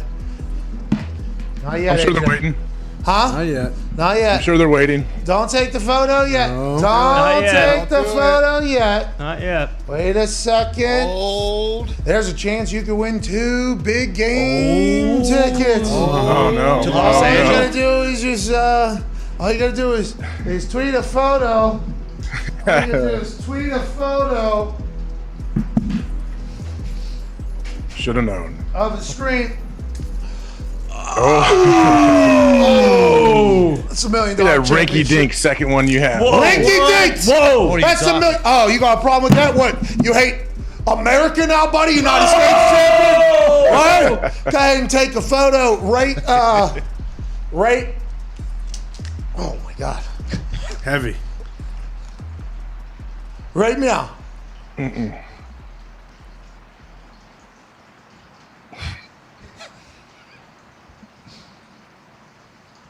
What should the serious listeners do? Take a photo. Go to YouTube. Take a photo. Yeah, take a photo. And now tweet that with hashtag PMS Big Game with SeatGeek. That's PMS BIGGAME WITHSEATGEEK. Hashtag PMS Big Game with SeatGeek. You post a photo of you watching this show just moments ago. Go ahead and tweet it in there. You'll be randomly selected to win. Go ahead. You can't win if you don't play. That's right. Can't win. If you don't win but are planning on buying tickets, you can get $500 off right now in the link in the description right now, too, from our friends at SeatGeek. Damn. Tickets are like $6 grand. Yeah, they're a lot. Tickets are like $6 grand, so 500, I mean, doesn't do enough. But if you click the link in the description right now on YouTube, you'll get $500 off. Tweet us, hashtag PMS Big Game with SeatGeek for a chance to win 2 tickets to the big game. Plus, you can get $500 off big game tickets at the link in the description here at youtube.com/The Pat McAfee Show. Can't thank SeatGeek enough. And I hope you all win. Yeah. Good luck. Hope you all win. And if you didn't take a picture earlier, you can take a picture right now. Take a picture right now. I don't care. Okay, perfect. I mean, to show, There you go. show my kids. You'll have a better chance. Now what? Now for sure. Take a picture. Which camera? Where are we at? Make sure you get Ty. Okay, that's awesome. That's sick. Oh no. Oh my God. Jeez Louise. Thing's so heavy. Yeah, you have no clue. Bro, listen to this thing hit. Ready? Oh my God. As you punch the desk. No. Look at that. How real that is, dude. That's We can crazy. tell you've been wrestling for a while. We can tell. What are you talking about, dude? Don't bring me that bullshit. Hey, shout out to SeatGeek. 2 tickets up for grab. Hashtag PMS Big Game with SeatGeek. I assume there's going to be a lot of people that enter. So if you don't win, I apologize, but I appreciate you getting involved. Let's head to the phone line, shall we, AJ Hawk? Yeah, the 5-hour energy phone line's correct. Bingo. Go to 5hourenergy.com. Use promo code McAfee. Get 10% off your order. Let's go to Andrew down there in Louisville, Kentucky. How's it going, Andrew? Hey, Pat. Hey, Jake. How you doing? Keep moving. Baby. I had a quick question for you all. When it comes to these games and you see all these videos of players getting the teams hyped up for the game, is that a chosen position before the game? Or do they wait till the day of and just go, hey, this guy's feeling it. Let him get out there and get this team hyped up today. Okay, Andrew, I think situations are situational. There are some places where some people give speeches and everybody's all in. And it's not a chosen position. It's just kind of understood. This person is probably going to speak. I think within some of the individual meeting groups, maybe there's a discussion on who's going to speak in the pregame warmups. But normally for the big group at the end of warmups, it's pretty much been decided already amongst a couple different people. I will say there has been some speeches at other places that I've not been at, but there has been some speeches that have been ridiculed and mocked, and the players probably never allowed back into the center of a circle again. AJ, your thoughts on why you gave all the speeches every single game for the pregame for the Packers? That was not really my thing, not my strong suit. I would leave that to people that I feel like really felt it. You know, they felt the passion to get up there, but it wasn't like elected. It just happened. Like the people that was their personality, their leader, the good player on the team, that they just kind of naturally get in there. And it's kind of a joke a lot of times too, like, oh, everyone's jumping around, pushing other guys in to go do it. Like, especially those early games too, like noon kickoff in Lambeau. Those early games, you're jumping around. It's cold. We're pushing I'm always pushing Aaron in there to different people back in the day. I was trying to get him to talk. Well, and the good thing about those speeches is you can hear every word too. Mm-hmm. You know, it's not like the people. You can tell the guys that want the cameras in there compared to the guys that don't. Like I've watched dudes. I've watched dudes I respect like punch the camera. Like, get the hell out of here, dude. Like I've seen that, and I respect that move. But then some guys invite the camera in. Yeah, and then there's some teams I see that obviously they understand that the person that's speaking is only doing it for the camera. You know, and I'm not saying that I've been a part of it. Pretty obvious. On TV, it's pretty obvious that, that team hates that guy. You know, that team does not like that guy. But also in those meetings, I was always towards the back of the corral, shall we say, the entire group, because I had to come running off the bench because everybody was warming up, and I'd be at the back. I didn't hear not one word. 8 years, however many games, I don't think I heard one of them speeches. Damn. I do know that I heard some echoing of for more people than for all of the speakers, but every single time I put that, I don't know what we're thinking about, but I'm in their team. All right, we're out of there. So yeah, I would say mostly for show, Andrew, is I think what we're trying to get to. Mostly bullshit. Yeah. Not always. Some of them are very genuine and very good, and the players actually respond well. But there's a more than a handful where I feel like the team doesn't really have a lot of respect for the person giving that talk. That's a tough scene too. I mean, you remember the. Oh yeah, that was awesome. This is what we're gonna do today. See one of his teammates in the back. Yeah, Deshaun Jackson. Well, I ain't doing this. I am not doing that. What if you got caught up into it? Like you got caught up in the moment, and then all of a sudden afterward, before the game, the first play you're lining up, and the dude across from you's like, "Hey, what were you doing in there, man?" What are you talking about, man? I'm fucking eating dubs, Getting dude. juiced. Better than eating L's, bro. Oh, you want to eat L's, dude? Me and Jameis are fucking out here with a two-piece dub. Were there dudes like Aaron Donald who, because he did like it was during the game, but who never They really respect spoke? that guy. So that's on the sideline. That's not the pregame Yeah. speech. Like the pregame hype-up speech is always the one that seems to be the most. Yeah. The most. Fanfare, the most like circus atmosphere. Yeah, it does. Oh no, I mean like dudes who don't usually speak, and then out of nowhere So- they speak, and then everyone's like, "Oh shit!" So Robert's speaking, obviously, was Yeah. a big deal. So when Robert was in the circle, there was always like a little bit extra lean in. Let's hear what he's saying because he doesn't speak much. So when he speaks, here we go. And there was a lot of other guys, OGs, that were able to do that. But I think even they didn't like the fact that they felt like they had to give those speeches because that's what it became, right? It kind of became like, okay, somebody has to do this speech, even though it wasn't like that. I don't think every single game before it became a thing. But Aaron Donald is a guy I would assume, I'm not 100% sure, I've never been in there. As soon as he opens his mouth, everybody. Yeah. Let's hear what the greatest football player of all time, some people are saying, is thinking in this exact moment. That seems to be smart. And also, this guy's one of our guys. If he's going to speak, let's go ahead and do that. Just like Jalen, I assume if Jalen speaks, it's the same type of thing. Cooper, Stafford, all the head guys, if they speak, they speak. But there is some moments where, you can sense a little fugaze through the screen. I don't know if they necessarily wanted that guy to be the one speaking, but. Yeah, we had. I think I've told you on here before. Old Luke Fickle, when he was my linebacker coach at Ohio State. So there was somebody. I'm not going to name him. There was somebody that would get up after, like, Bob Carpenter. Yeah. Go on. No. Come on. General Bob. General Bob Carpenter. General actually started to point this out to me. There was a guy that would get up and try to speak quickly before the head coach, like when the whole team was in there before a game. And Luke, being a linebacker coach, was up in the booth. So he would have to take off early. He'd come in the locker room, make sure, like, punch us in the face, like, all right, don't be, go use your head today. You better be physical. Don't be a baby, all that stuff, and pump us up. And he found out that this guy was getting up and speaking to the team, and he didn't want this guy addressing the team, this certain individual. So Luke would hang around. I would watch him, and he would creep behind the kid. And if the kid tried to stand up, he'd take his shoulders and sit him back down. He'd be like, not today, bud. Luke Fickle. So General Bob and you and the entire linebacker room, probably just talking. Every time this fucking guy, he like tries to steal a moment almost before. Who was the head coach at the time? It was old Jim Tressel. Yeah, Coach Tressel.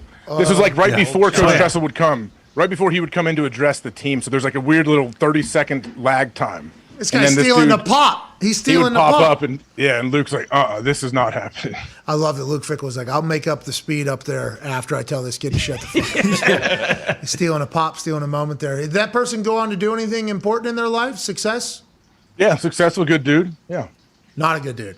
We all agree. No, good dude. Yeah, just someone that probably shouldn't have been addressing the team at the time. So he thought he should, though. So no self-awareness then? Maybe lacked some awareness. Yeah, that's probably it. That's usually the case in these situations. How about General Bob? Luke Fickle comes over, punches General Bob in the face, punches AJ in the face, like, hey, let's fucking go. And then he leaves. And then General Bob's all jacked up for a game. And this guy, why does he talk? Yeah. Every time this guy talks. Would he try to get like a quick joke in? Was it a quick motivational? No, it was like a motivational thing, like yelling, whatever. And it just didn't really, resonate.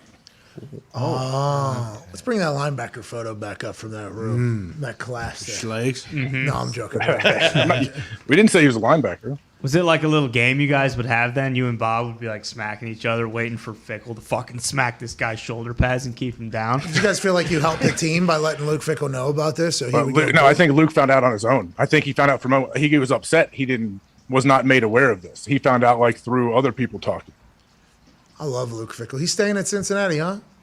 He's there now, isn't he? Yeah. I mean, I don't know what job would take him away from Cincinnati right now. Ohio State. Michigan, yeah. Oh, maybe Michigan. I don't know. I know they'll come after him if Harbaugh leaves. I don't know if he would take it or not. All right, there's some news. Jim Harbaugh is planning on signing with the Minnesota Vikings. This comes obviously after taking the Michigan squad to the college football playoffs and getting the doors blown off. The thought of the Michigan team and Jim Harbaugh taking that job, and then immediately after having success going elsewhere and testing the waters of the NFL, long before the NFL was interested in Harbaugh, we were told Harbaugh was interested in the NFL after having success finally at Michigan, beating Ohio State, getting the college football playoff. It feels like, as somebody that doesn't know Harbaugh personally, he wanted to have success at the college rank again like he did at Stanford. He was finally able to accomplish that. He signed a deal in which he took a pay cut to make that whole thing happen. Was he using it as leverage to go back to the NFL? I thought at the time he was trying to renegotiate with Michigan to get a much bigger deal,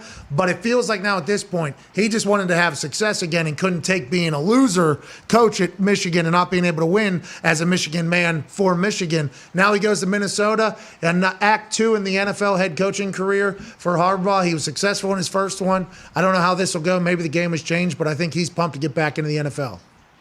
Yeah, what a unique dude. I mean, I guess it's good for the NFL to have different head coaches with such like unique and different personalities from one another. Like they're all so different in how they handle everything. And Harbaugh probably was sick of like a lot of the college stuff we has to deal with, just not being able to focus on football all the time. You know, like he seems like he is all football all the time, and he just wants to do that and wants to coach and not have to do all the other stuff that comes with coaching in college. Yeah, he got done with taking his shirt off and, drinking the milk and having sleepovers and dancing in the song and dance. Give me back to the men's league, but I can't leave unless I have at least a little bit of success. Let me get this squad to the college football playoff, and then I'm going to get the fuck out of here. No more dancing Klein to get these 17-year-olds around. Until he wears out his welcome in Minnesota, maybe he goes back. Perfect. Who knows? Good luck to Harbaugh. Welcome a huge job. Huge Michigan job. That's a huge head coaching gig that's going to open up if he takes it. Is Fickle going? No. Wasn't it rumored that they would want him for sure? Like, do you think? I don't know if he would take it. I hope they don't want Neil Brown. That would suck. Oh, no. I saw Matt Rule. Yeah, Rule has been rumored. Oh, no. Yeah. Neil Brown? I don't know if Neil Brown has interviewed yet. I think Neil Brown said, I don't want the... If he gets in the building, it'd be tough to... Man, if Neil Brown ends up in Michigan... Imagine if they had the climb with the Michigan M in the climb. Oh, don't Sells take itself. him. Don't Sells take itself. him. Michigan, don't even think about it. That's the I think you're problem. safe. I'm sure they haven't. No, yeah, he's too far into the climb at this point. You can't turn around. No, that's what I'm saying. I don't want him to get taken away. Spring ball's right around the corner. He's not going to leave now. Well, I don't want him to, obviously. Michigan, don't hire this guy.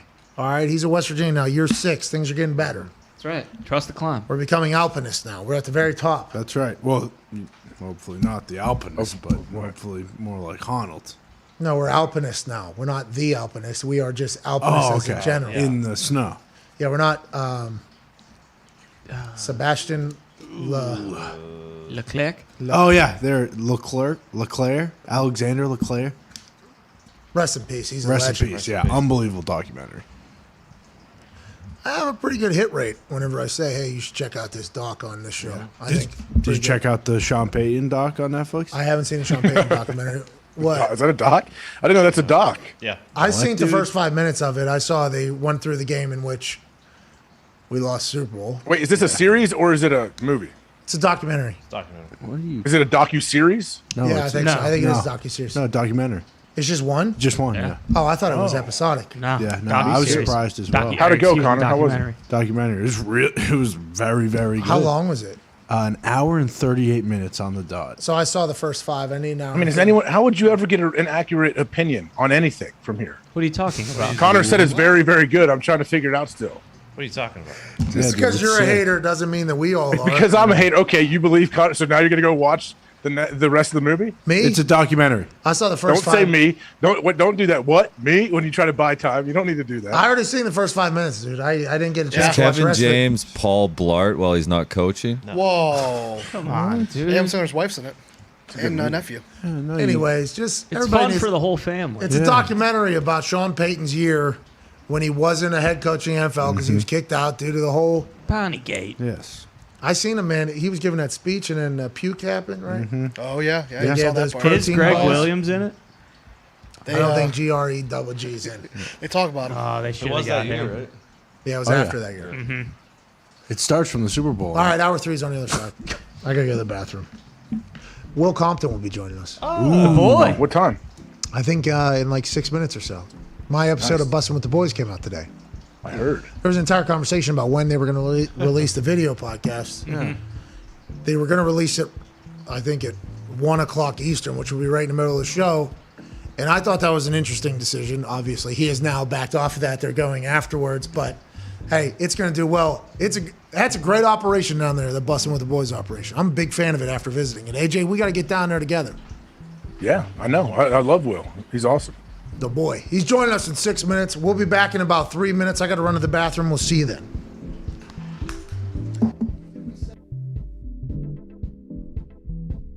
Earlier, I've seen some people try to say players may be pacing themselves or whatever. They can't see the light at the end of the tunnel. Do you ever feel that with anybody? Is like your day-to-day change or anyone's mindset change with the 17-game season? And also, what are the chances that you're going to be playing in Green Bay next year? Hey, that's good journalism. It's a twofer. Thank you for that twofer. I find it hard to imagine anybody's pacing themselves. We're talking about one more game. We've played 16 games for so many years in a row now. One extra game, you're talking about, a 6.25% increase in playing. Like, I don't think anybody's actually really pacing themselves with the extra game now. You just do that. Wow. Did you just do that math in your head right there? Or do you have the? Are you one of those guys like, let me carry the one? 42 times 82. Yeah, they have this cover 2 defense right now. I've seen this 40. Is that you? Is that real? That's real, yeah. All right.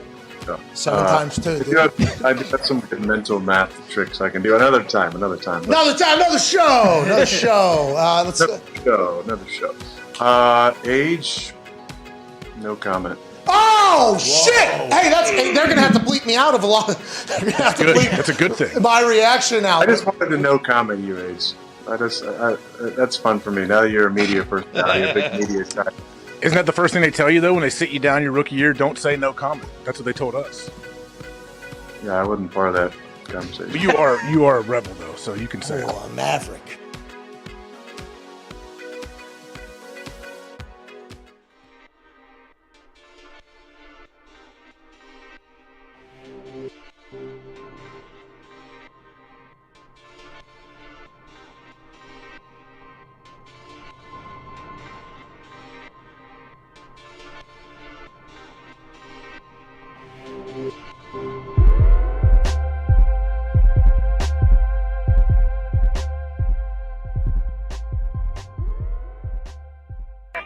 The Pat McAfee Show. There'll be no rules for our guests, for us, for the things we can talk about.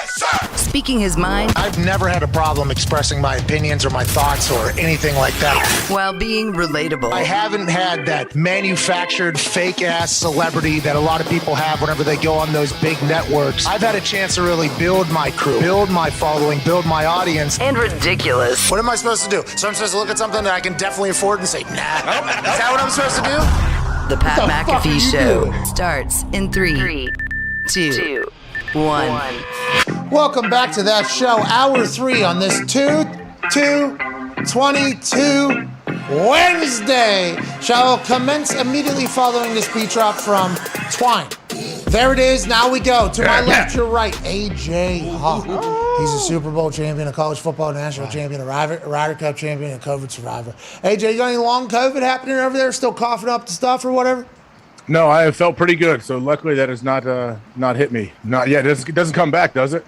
Well, hey, listen, we don't need you asking these types of questions. Like if I'm out of the woods now, I should be all right. Yeah, of course. Of course, Dr. Drew. Thank you. Thank you for the reassurance. You got your booster, maybe. Well, I mean, you're probably only searching for stuff on the internet that reassures your thoughts anyways, right? I mean, that's what everybody does. No, not me. Me neither. That's what makes this show different. All the boys too. At Ty Schmidt, at Boston Connor, at Tone Diggs over there. It's coming down. I guess our entire state's going to be frozen here in not in too long. Is it the same thing in Ohio? Yeah, it's been raining all day. So, yeah, it's going to turn to ice and then snow 15 inches on top of it. Yeah. So Hammer Down might have to be a little quicker episode today, huh? And we're going to have to probably get out of here because allegedly here in Indiana, got to be home by 4:35. This thing's going really? to be That quick? I thought it was more tomorrow. No, here in Indiana, it's about to become an ice skating rink allegedly outside. But, we all got 4x4s. We're fine. I agree. I don't think that matters with ice. I'm not hearing You guys didn't put chains on your tires? Black ice is undefeated, my friend. Well, we could, I guess. Did everybody bring their chains for their tires? Yeah, I didn't bring my chains. That is actually sandbags too. I got some sandbags out there. It's still like 40 degrees here, though. That's why it hasn't froze. So I guess here in Indiana, because everything's coming from over yonder to your way, that's kind of the way the weather normally goes. And when you're flying, if you're going east to west, you're going to be flying right into some chop normally, the wind stream, jet stream, whatever the case is. We normally get shit before you, but I guess this is all going to hit like a light switch almost. Yeah. And meteorologists been wrong before. Yeah. Sure. Not Joe Nardo. True. Well, rest in peace, actually. Or what? Joe Nardo died a long time ago. He's really smart, though. He was an Italian. I almost said a 2-syllable. Pay your respects. Also, speaking of dying weatherman, I believe Cantori is driving through Ohio right now to Indiana. So if they send Cantori. Thank you, Cantori. Thank you, Cantori. Joining us now is one Al Roker. Al Rucker's in New York. I think he's still telling the news, though. He's still telling he's still it. doing He's it. still doing it. Obviously, he's doing Not it. AJ's guy, though. This is what's happening in your neck of the woods. Anyways, joining us now, one half of the Bussin' with the Boys podcast. A man I got a chance to chat with on the bus down in Nashville. Absolutely glorious setup and situation. The podcast has been released, audio. The video version on youtube.com/bussin' with the boys, I believe, will be released here in about 55 minutes or so, I think. It was originally scheduled to go out about an hour ago. There was some confusion from the boy, but nevertheless, the always magical. Maybe going into his 10th year in the NFL. Hey. Absolute stud. Will Compton. Yeah! Well, how are you? Hey, can we do it? AJ Hawk! AJ Hawk! AJ Hawk! AJ Hawk! AJ Hawk! Hey, man, it's great to have you here, and I'm excited about how much you love that AJ Hawk chant because it brings energy to every single place it's a part of. Yeah. Dude, I'm telling you, I wasn't lying the last time I was on this show. AJ Hawk was somebody I watched when I was a young lad. When I was a rookie, when I was a rookie in Washington and saw him go to the Bengals, I'm sitting there watching tape on my guy, AJ Hawk, just because I was a huge fan, bro. So, yes, we get a moment to do an AJ Hawk chant. I'm never going to miss that beat. Well, hey, I appreciate that. Well, I'm a big fan of you and what you're doing, especially on the field and social media. What was your time like with the Raiders, and what's old Coach Bisaccia actually like? I know you've been really pubbing him and online and letting people know this dude's a good guy. Yeah, Coach Bisaccia, man, it's crazy because, ultimately I've only played. Oh no! The weather. What is happening? We were just talking about the weather. Oh no! Boy. You guys talking about Bill Gates? Oh no! What? Hey, what happened? Oh, there he is. We lost you there for a Y'all second. can hear me? Oh yeah. Oh, you sounded good.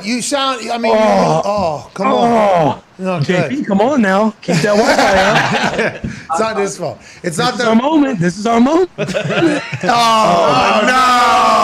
Oh, no, it's freezing. It's freezing. It's not your fault. I was on a Zoom earlier today. It was terrible. We got to call back. We'll call you back. We'll go back into the Zoom. Okay. Whew.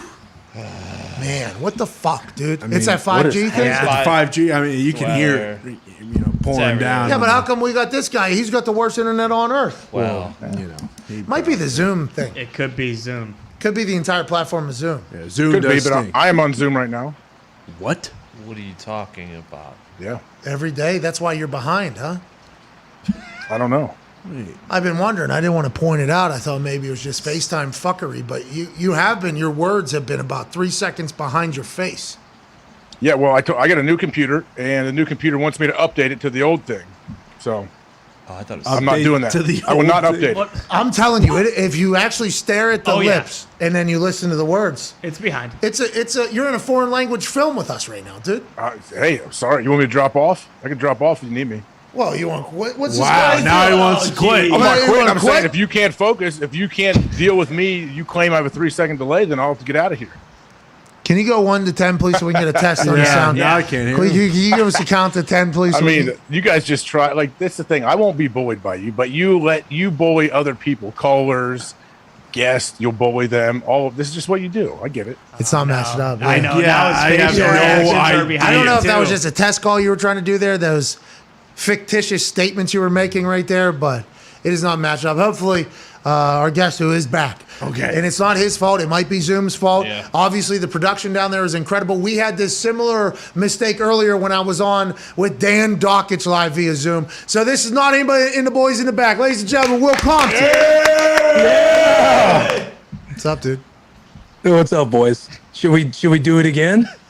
AJ Hawk! AJ Hawk! AJ Hawk! AJ. That might have got it. Maybe too much electricity through the Zoom call. Thank you for dodge, duck, dip, diving, and dodging through the technology with us. You were talking about Richie Bisaccia, and I'm intrigued to hear this answer because I think you were saying you're only there for a little bit. But from what everybody says, he was like the consummate leader and like the perfect guy to take over that position in Las Vegas. You think you ever see him getting a head coach gig again or no?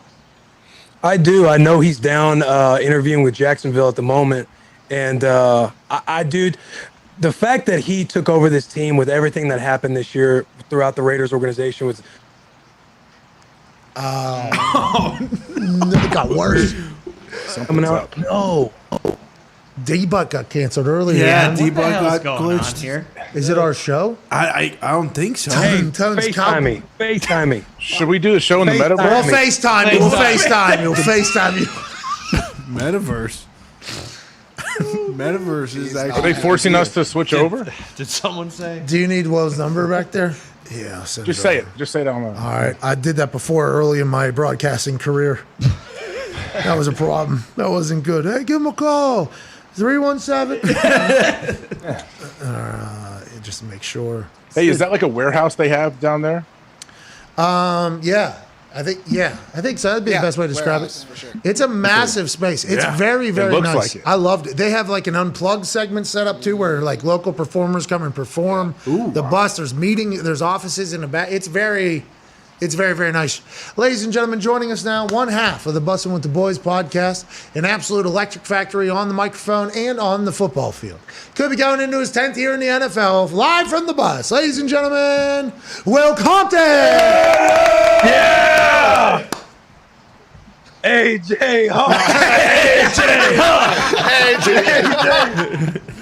Hawk! Hey, let's jump right into it. Everybody probably remembers the question, right? Yeah. Yeah, absolutely. Bob Bisaccia. Hey, how's your family? Bisaccia, man. So playing on the Raiders, like this past year, I think I was there with them for 5 games, and in 19, I was with them for 6 games. So being with them a total of like 11 games, dude. Playing for the Raiders organization, specifically Coach Bisaccia, all the stuff that they went through this year between Gruden, through player headlines of DUIs and guns on Instagram, the car wreck, all of this stuff, man, to go in and take over, not only win the first game out of it, they go on a little losing streak, but to pick it up, get our asses whooped by the Chiefs the first week that I showed up, and then go on a 4-game win streak, I think just speaks a lot to the man that he is. Like a lot of guys, as you know, when you get to the back end of the year, you're kind of out of it. You got an interim head coach. It's not your head coach anymore. You know changes are going to be made. A lot of guys pack it in. They start planning for New Year's Eve trips.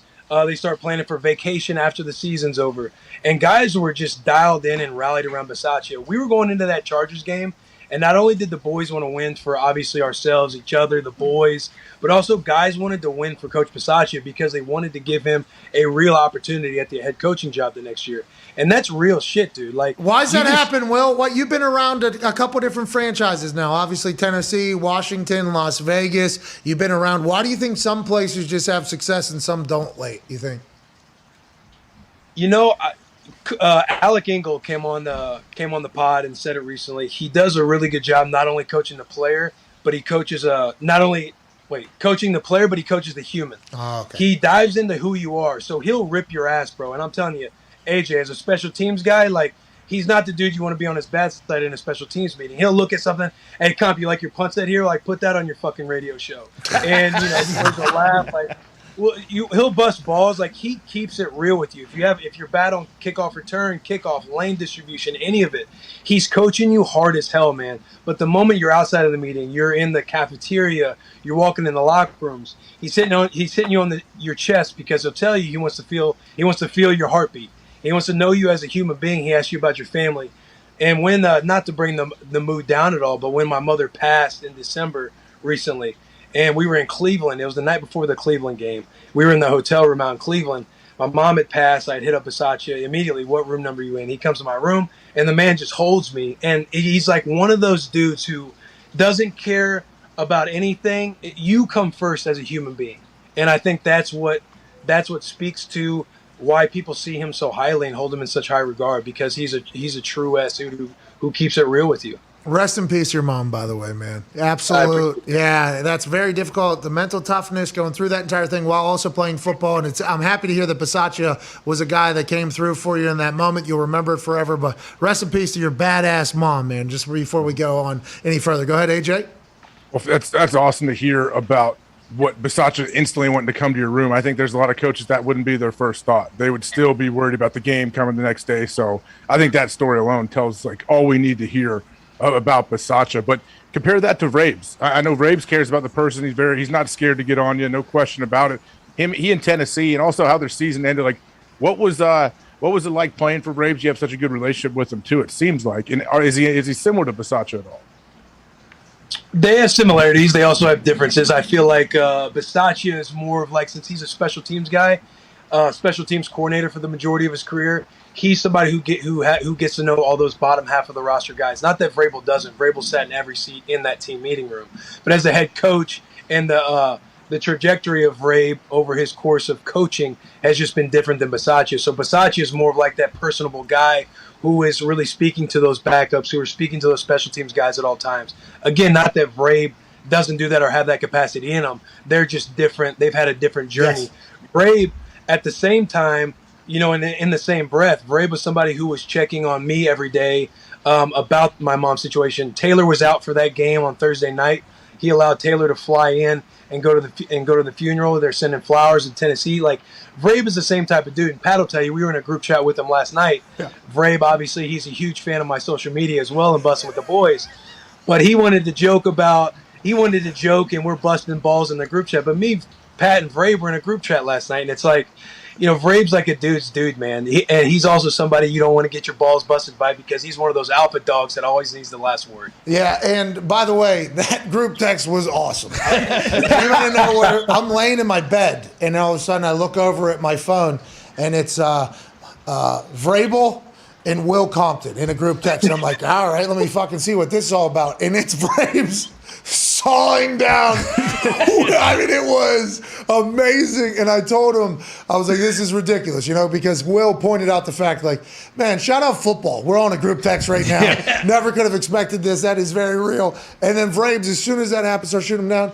And he said he's in podcast mode 24/7 is what Vrabel said. Vrabel said he's podcast mode 24/7. And I agree that I mentioned in there that should be accounted for when Coach of the Year voting happens. I agree. Who is the guy that you would most want to potentially have right next to you in a fight? That's what it feels like in Tennessee. And forgive me if I'm wrong, but that locker room, like Vrabel, whenever he said, I'll see you Wednesday or whatever, break it up. And then I think Taylor pushes him and somebody else pushes him. And like, no, you fucking break it up, like literally pushing him. I don't know if there's any other Vrabels around. I think he's an anomaly. And I think it's only a matter of time before he, you know, gets a chance to maybe hoist a Lombardi at that role. Yes, bro. I mean, he's an Ohio guy. You know your Ohio guys when you see him. He's somebody that wants to fight. It's somebody like shadow fights or anything. Like, he wants to go get in the middle of those guys and be like, oh, I'll beat both your asses. And it's like, okay, Brave, no one's gonna swing at the head coach. Nobody's gonna do this job and try and take you out right now. But he loves, you know, the team's not going to fight during practice, but in the same breath, he's the one that wants to go fight the guys for fighting. But he's all time, dude. Classic Ohio guy, gritty. Definitely want him on your side if you're in the back alley. That I can 100% with absolute certainty say that I would want that man at my side. He said, you know, while he was burying Will last night, you know, he was mocking like, oh, go call Daddy, go call Taylor. I mean, it was unbelievable. This thing was like 8 minutes long. And I was just sitting in there like, this is awesome. And Vrabel, by the way, everything that you would hope and want in a head coach that I thought from outside, I learned in that group text. Let's talk about your Bustin' with the Boys podcast. Thank you for having me on. I very much appreciate it. It is live right now to be downloaded. The video's coming out, I think, about 41 minutes or so. I'm not 100% sure on the accuracy of the time. Oh, no. Vrabel. Oh, no, that's Vrabel right there. Hey, shut the fuck up if that was Vrabel, that would be awesome. The video's coming out soon. I don't do that often. I don't get a chance to have those types of conversations. It's because I have so much respect and appreciation for you that I, got a chance to really get in there. I appreciate you for having me, man, honestly. That show's a great show. You and Taylor kill it. Oh, bro. You to come on and us to squeeze the time in while you're about to do SmackDown. Number one, I'd love to have all the boys at the Nashville one day. AJ, I'd love for you to be on the bus. I'd love to smoke a stogie on the bus, talk your journey, talk all the good stuff, have a lot of fun with you guys. But yeah, Pat, I mean, I said it on the podcast, man. You've been your whole team, like the way you guys run everything has been such an instrumental influence on the way we do stuff, bussin'. Not only with bussin', but me personally, like when I'm starting and trying to get bussin' off the ground, and I'm looking for ways to kind of be obsessed with busing. Okay, how do I do this? How do I do that? When you signed with DAZN, I hope I'm not butchering that, but the DAZN. Dahn. I mean, it was tough to say the name. And the way you're doing clips and working social media and everything else, it's just been such an influence on what we've done over here at the bus.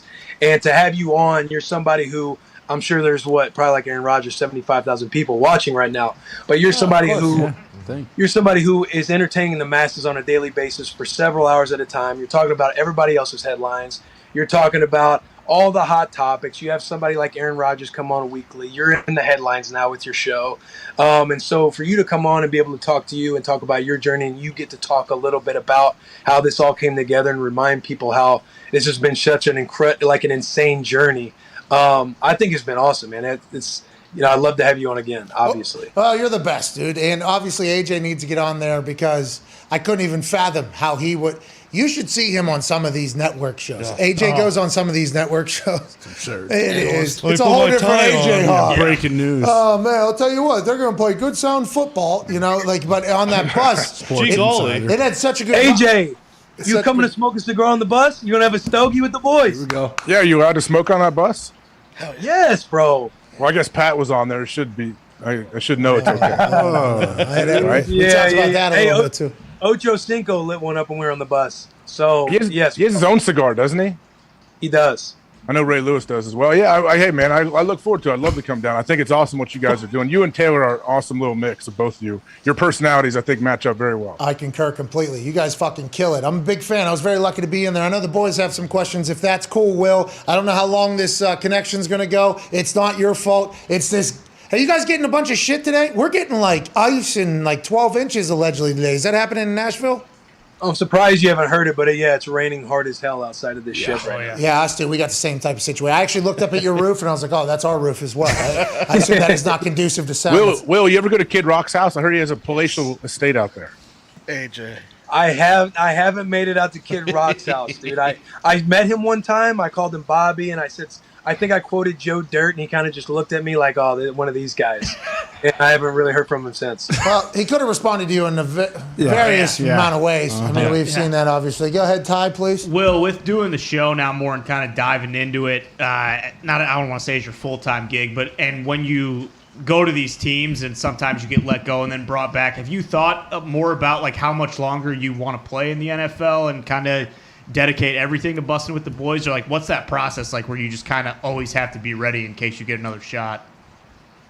Yeah, I mean, the balance has been harder, because we started in 2019. That year, I ended up going to the Raiders. Last year, it was the Titans. This year was the Raiders. So each year it's gotten harder with the balance of it, because as you get older, being a young 32 now, any GMs, I know coaches, GMs, Ian, he probably watches. I'm a young 32 still. Come on. You still got it. Oh, I still got juice now. Check the tape, man. Hey, the eye in the sky don't lie, okay? Let that motherfucker talk for me. That's right, dude. That's right. But it gets harder to continue to train and pour into. And again, I was talking about this with Pat on the show, but it's hard to pour into a sport that needs so much. It's a process that deserves everything. And it gets harder to give that process everything when you're built, when we're doing Busting with the Boys. We're trying to travel the bus to these college towns now, and we're obviously picking up steam this past year that we just had. And I'm getting really into it, man. I'm getting really obsessed with doing it, getting into our personalities, building the bus, getting guests on. And to do that, that takes a lot of time as well. So it's kind of hard to balance it too. I do think about it all the time. My wife, she's like, whenever I went out to play for the Raiders this year, she's like, yeah, I knew when you said you were retiring, you said that for the last 3 years. But anytime you get a shot to go play, man, and balance both and juggle both, especially in kind of the role that I'm in, I feel like I can kind of do that. And I feel like it kind of just helps the brand at the end of the day. So speaking on year 10, there could always be a year 10. You never know. Tom retiring hasn't taken a lot. Hey, I called him earlier. He was training. Full of sweat. Getting ready. Nice number. Before this season even ends, the boy's already getting after it. I mean, he's ready to go cover some kicks, make some plays. And that punt set, straight back on a line. I saw it when I was down there. That post hand too, dude. Go ahead, Dick. Excuse me, Mr. Boy. Your time with the Manders in Washington, you had Jay Gruden as your head coach, and then you had Vrabel, and we've seen Jay on a sidewalk. Which one of those two could drink the other under a table? Friends. I haven't drank with either of them, but I've seen one drink. I have not. That one, I've witnessed Jay Gruden. I think that there's videos out there. I haven't been around Vrabel, but I've heard stories, and I don't think I would bet against Vrabel. Yes. Just again, he's like an Ohio boy, and he's probably one of those aggressive drunks too. So I don't think I'd bet against Vrabel and who could drink who under the table. I love the fact that you are echoing the sentiments that I've tried to say on this show a lot. Like, when you meet somebody from Ohio, you know exactly about them. Like, he is Ohio. This guy is a FIFO, a fucking idiot from Ohio is how other people describe it. But it is an awesome tribe of people, Will. It is an awesome tribe of people from Ohio. Oh, bro, they're all about it, man. Like, they have the cult wrestling following. Like, they're just all backwoods, just blue collar grinders. Hey, AJ, are you an aggressive drunk? I am not actually, but I could say Braves. Yeah, I wouldn't bet against Braves in anything, but I don't think I'm aggressive drunk. Hey, AJ told me this story about Vrabes, and I don't know if this was at the exact time AJ was there. I don't know how much older Vrabes is or whatever. There's this story about, college conditioning is a fucking nightmare. Everybody knows college conditioning is a nightmare. I guess Vrabes would show up literally with smoking cigs and dips in his mouth, just got done, and then he would win the sprints and talk shit to everybody the entire time. 20 gassers. He'd show up with the 6 a.m. run group and win all 20 gassers against all of us current players. And he was, by the way, he was not 100% sober, we don't think, from the night before, is how I was told the story. And he's beating the players. He's a coach at this time. He's a savage. And he's a player. He was in the league at the time. He's an absolute savage. Like, he will not lose. Yeah. Jesus. Hey, that is nuts, man. Hey, and I do want to clarify something up. And we're not talking about the aggressive drunk, like you get violent. Like, although that could happen. I'm talking about the loud. They get louder as the night goes on. They're grabbing you and kind of tossing you around and kind of want to wrestle you in a way. Oh, you're saying they're face to face potentially with like maybe somebody else talking shit to each other? That's what you're saying, like those types of guys? Yes, they just get rowdy, man. You guys have probably been around the wrestlers before when they the Ohio's, the Ohioans. The Ohio's, they'll probably wear a bandana on, their shirts will be off, there'll be no chicks at the house, but they'll just be ready to like rep the front yard. I mean, yeah, you're not lying. Yeah, that's Ohio's awesome. Great parties, though. Great time. Go ahead, Connor. Yeah, well, speaking of Washington, how do you feel about the Commanders' new name? How are we not going to call them commies? And would you be interested in becoming a commie in your 10th year? Commander. Dude, hey, 10th year, man, I'll play for anybody, bro. Anybody who wants to bring the bussin' with the boys crew along, I'm all about playing in year 10. And I would be a commie. As far as how I actually feel about the name, I think it's trash. Dude, like, you had the Wolves were out there at one point, Red Wolves. Like, you had all these cool names, and they go from the Washington football team to where the Commanders. It's just, and then the jerseys, bro. It looks like any given Sunday out there. Like, they look like Arizona State, like the Sun Devils. Oh, that's not good to be described as by former players or just people that are in the football punditry world. But I think you are not alone in that description. And they were also the name. There was an AAFL team that was the name of the Commanders. Yeah. So obviously, So now everybody. Their hashtag was also Take Command.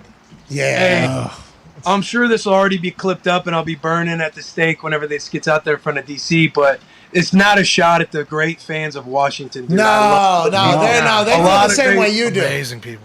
A lot of great people out there, man. I love playing for them my 5 years. They were my first NFL team. They gave me my first shot, so I would love to be a commie. It's just my objective feeling about, or my subjective feeling about the Commanders. Listen, the Washington Commander fan base probably likes you more after what you said there, as opposed to, for me, I put a tweet out saying it's a good name, and then I buried it a little bit, and I said it's a good name. People were even attacking me for even saying it's a good name. I think there's a lot of anger, but if they win, nothing else will matter. That's the NFL that people don't understand. If you win or if you're good, nothing else matters, Will.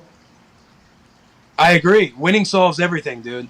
Winning solves absolutely everything. I mean, all the stuff that we had going on with the Raiders are a perfect example. All the stuff that people were upset about, when we're winning and about to be in the playoffs, that stuff kind of goes away.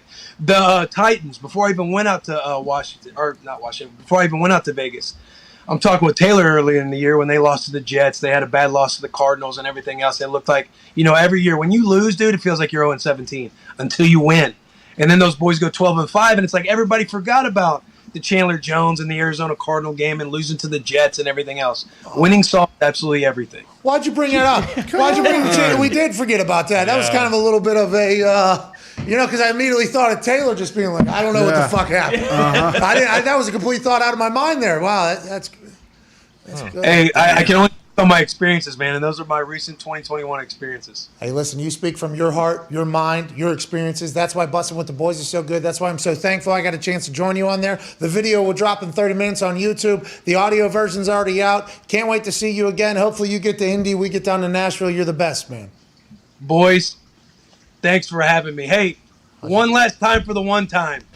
AJ Hawk! AJ Hawk! AJ Hawk! AJ Hawk! Yeah, ladies and gentlemen, Will Compton. Love you, boys. You too, Will. That's how old you are. That just got to feel pretty good, huh? You got to watch your film in high school.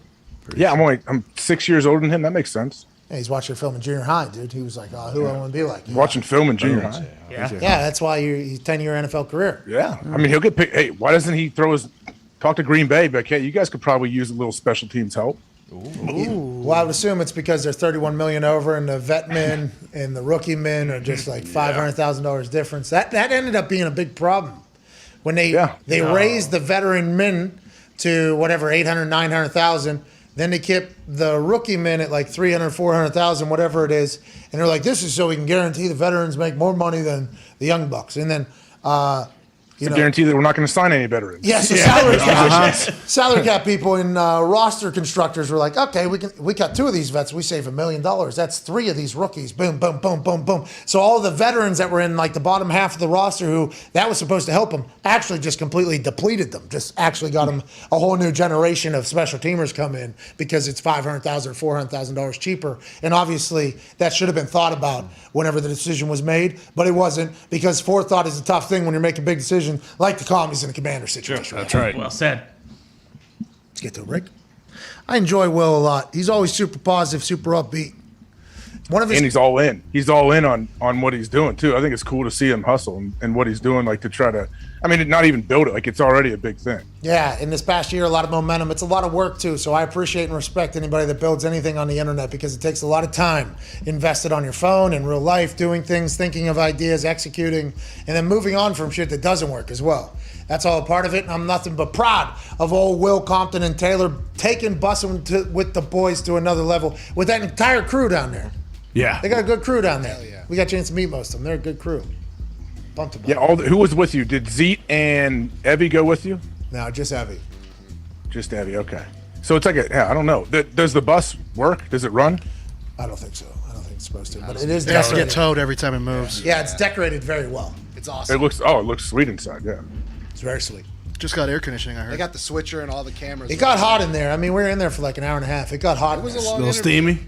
There was 6 of us in there. Oh, a lot of body heat. Yeah. It was hot. I was getting hot. I was getting real hot. Yeah, he had 2 jackets on. I thought he'd be dying. Like Steve-O does his podcast out of like a Sprinter van that's set up. That's a good idea. I like that concept because you can take it to the guest. Yeah. Yeah. I'm coming to you, dude. He's best friends with Wozniak. I just saw a video the other day. What? Steve-O? Yeah. His best friends with Steve Wozniak? Yes.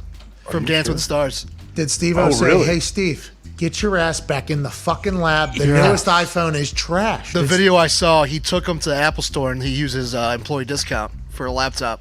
That's very nice. good What is idea. that, Employee discount? number 1. He doesn't just have a gold card?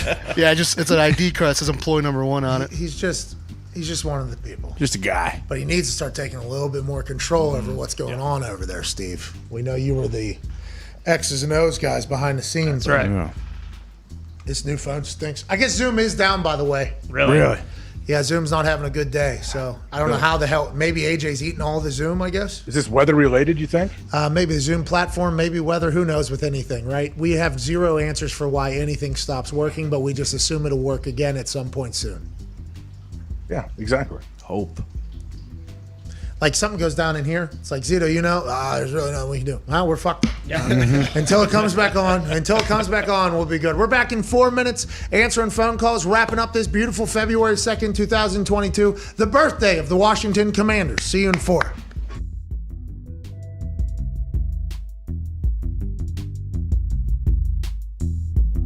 New Jersey Devils made some big news with their jersey reveal.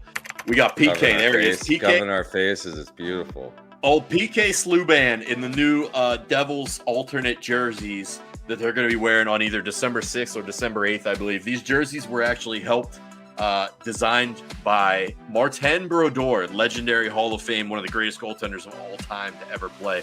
Look at these things, dude. They fucking stink. I saw somebody tweet, I forget who it was, said instead of CCM on their gloves, they should have it say gloves on their gloves. It does have the ties. It has the sweater jersey ties, a la Marty Brodeur. That was his touch, apparently. That was his little piece that he added in. Do you think because Marty made it that they were kind of like, I can't say no to Marty. Yeah, looks good. Looks good, Marty. If fucking Marty cooked up these shitty unis, and now we gotta try and what are we gonna do? Our greatest goalkeeper of all time by a million signed off on these jerseys that say Jersey on the front. We better fucking get him out there now. Like, that's something that could have happened. Like, Ruppers here. Ruppers. What's up, fellas? How's it Crystal going? clear. Look at you in the bowels of the arena. What's up, buddy? Look at this, man. Right down here. Zamboni just went on. Getting the flood for the third period. So let's see if I'm going to see if we go out ice level. Hold on, Got one tickets sec. on the ice. Let's see what I can get away with the old barn. What's up, man? How are don't you? drive the Zamboni, Can I come out here real quick? Jeez. You're not going to stop me? I can't hear you guys, so hold on. We'll get the pens. Can't hear us. The arena's so damn loud. All those Pens There we fans go. in there.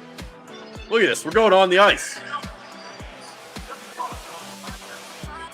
Diner PPG Paints Arena. I love it. Boys are getting it done here. I got one bone to pick. The fucking phone's blowing up from Marty Brodeur saying that you're shitting on his creation. What happens? I leave for 5 minutes, and I'm getting Hall of Fame former teammates calling me and giving me shit. He said your boys are shitting on my idea. Was me. We buried it. That was me. You know that was me.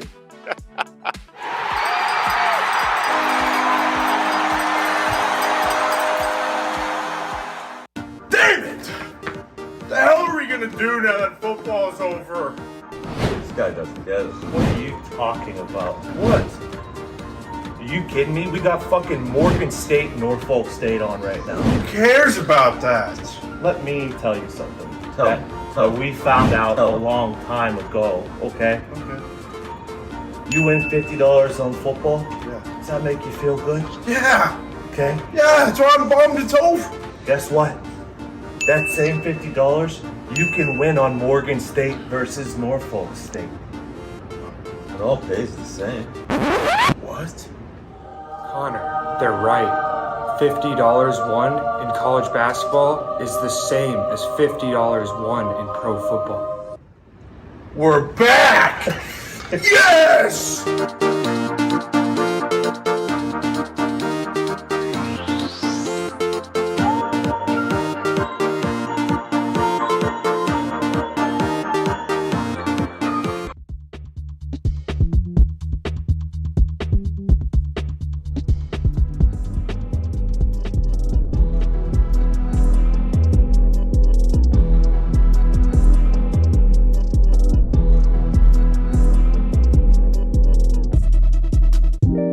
Welcome back to the show. Just want to reiterate the fact that we are currently giving away 2 tickets to the big game with our friends at SeatGeek. All you need to do is screenshot this screen right now.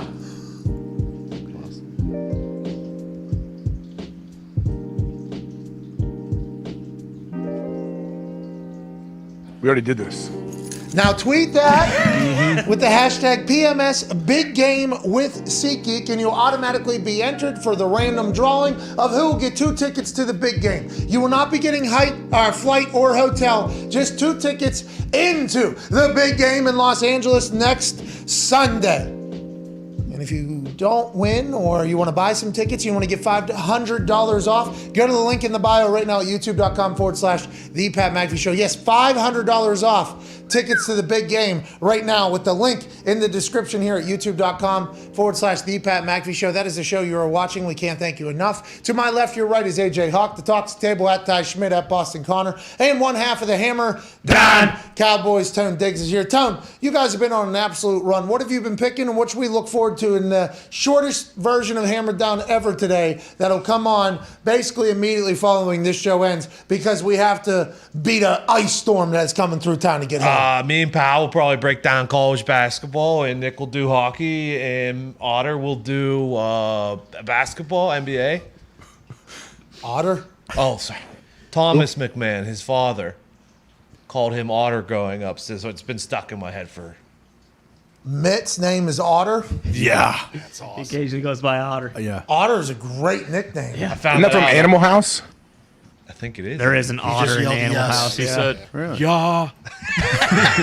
What does Otter do in Animal House? Get after it? I don't know which character he is. Slug beer, I assume. How about Tom McMahon? Look at this kid. You look like an otter. I don't know what's going on. You look like you're going to party a lot. Let's call you Otter. We appreciate it. Can't wait to hear the picks you guys give out before this ice storm comes. Let's remember that That's Hockey Talk is on tonight at 8 p.m. Eastern at youtube.com/That's Hockey Talk. Yeah. Hell yeah. I like to watch it on the TV screen, so I can be active in the comments and also do other things on my phone.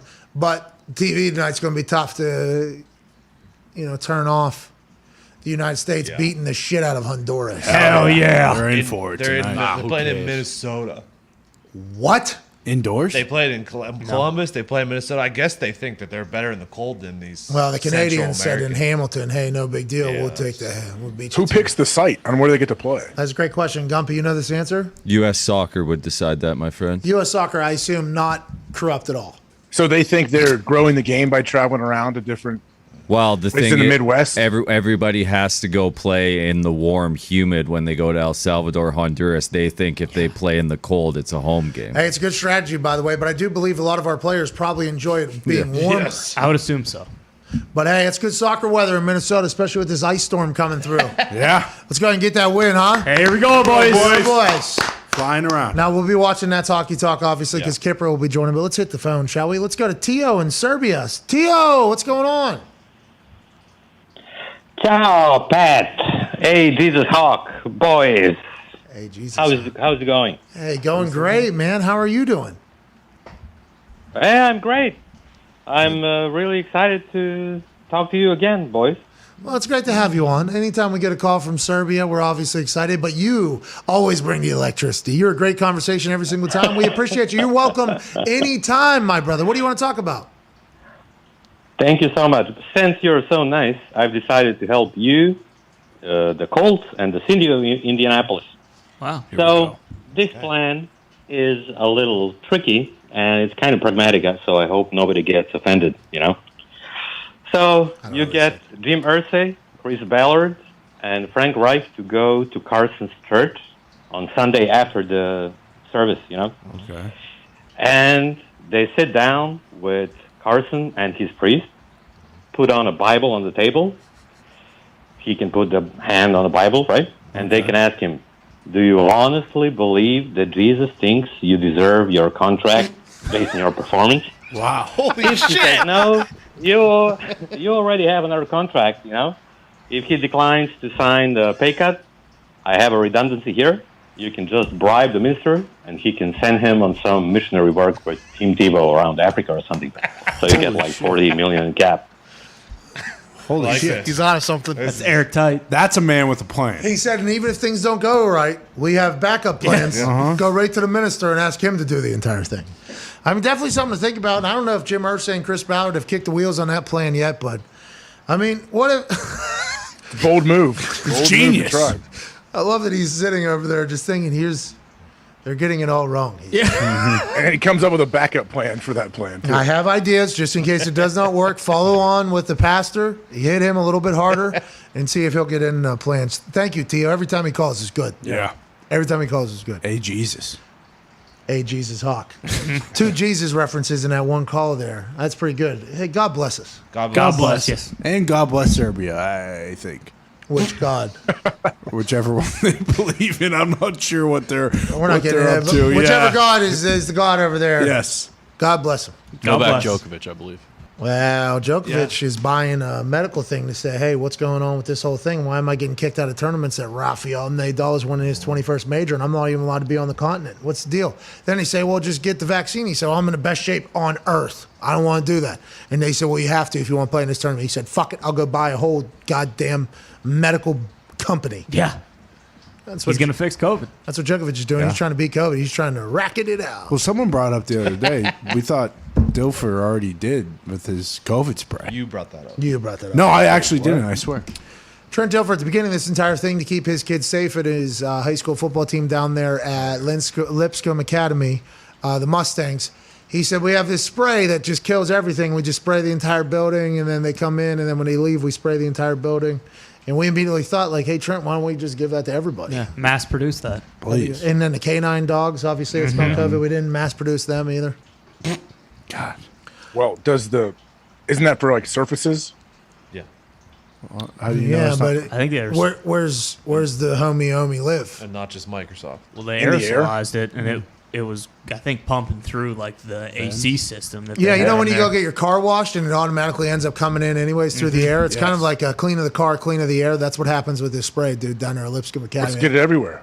That's what we've been saying for a couple of years now I at think this point. it was the initial COVID, though. I don't know if it is good against Omicron. It needs a booster. Yeah. Okay, You're the probably spray right. probably needs a booster or two, maybe. Catch up to the big homie Omi, who has its own vaccine, I think, right now at this Mhm. point. Yeah. So. Just put it in Febreze, and then you're just killing two birds with one stone.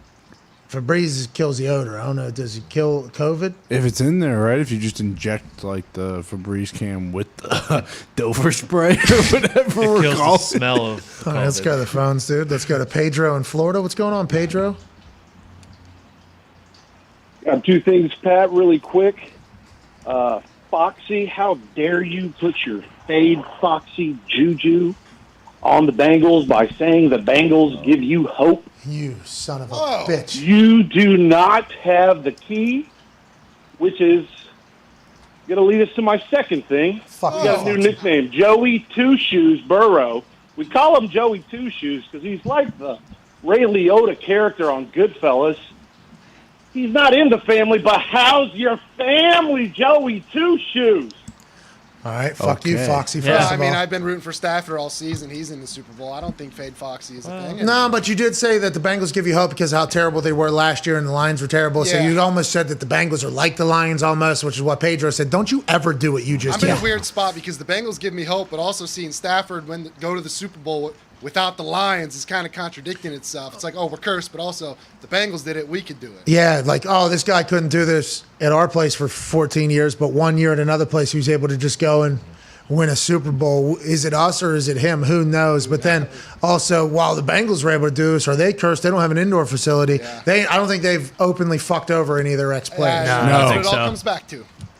Just pay Calvin his money, AJ. Just give it to him. Yeah, I mean, the guy took a shot. The caller took a shot and gave a nickname to Joey Burrow. I know Dwayne Johnson did a similar thing with the Manning cast too, right? With Eli. What'd he say?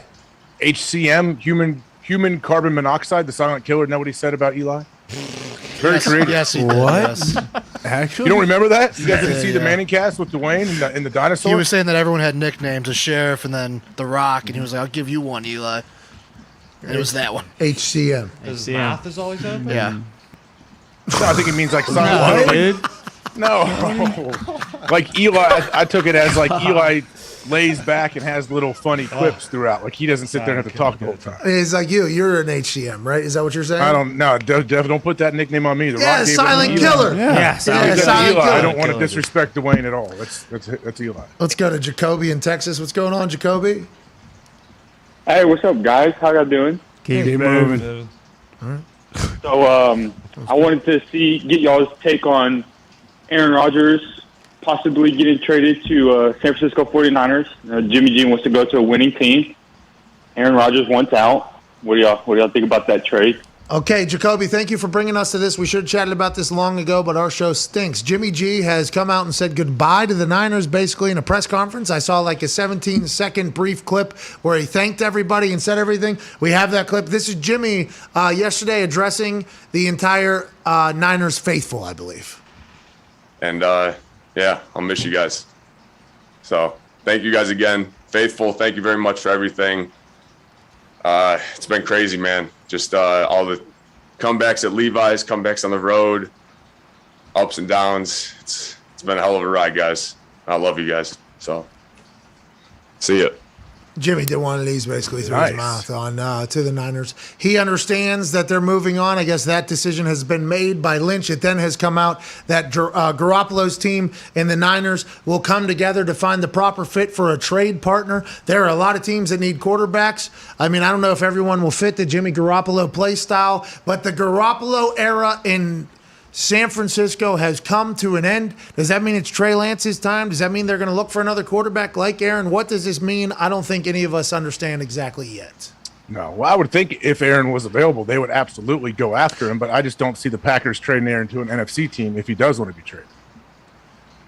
Does he want to be traded or no? I don't think so. I have no idea if he does, but if he goes in and says, hey, trade me to the Niners, do you think they're going to be like, oh, yeah, cool, we want you in the NFC? Oh, great. Yeah.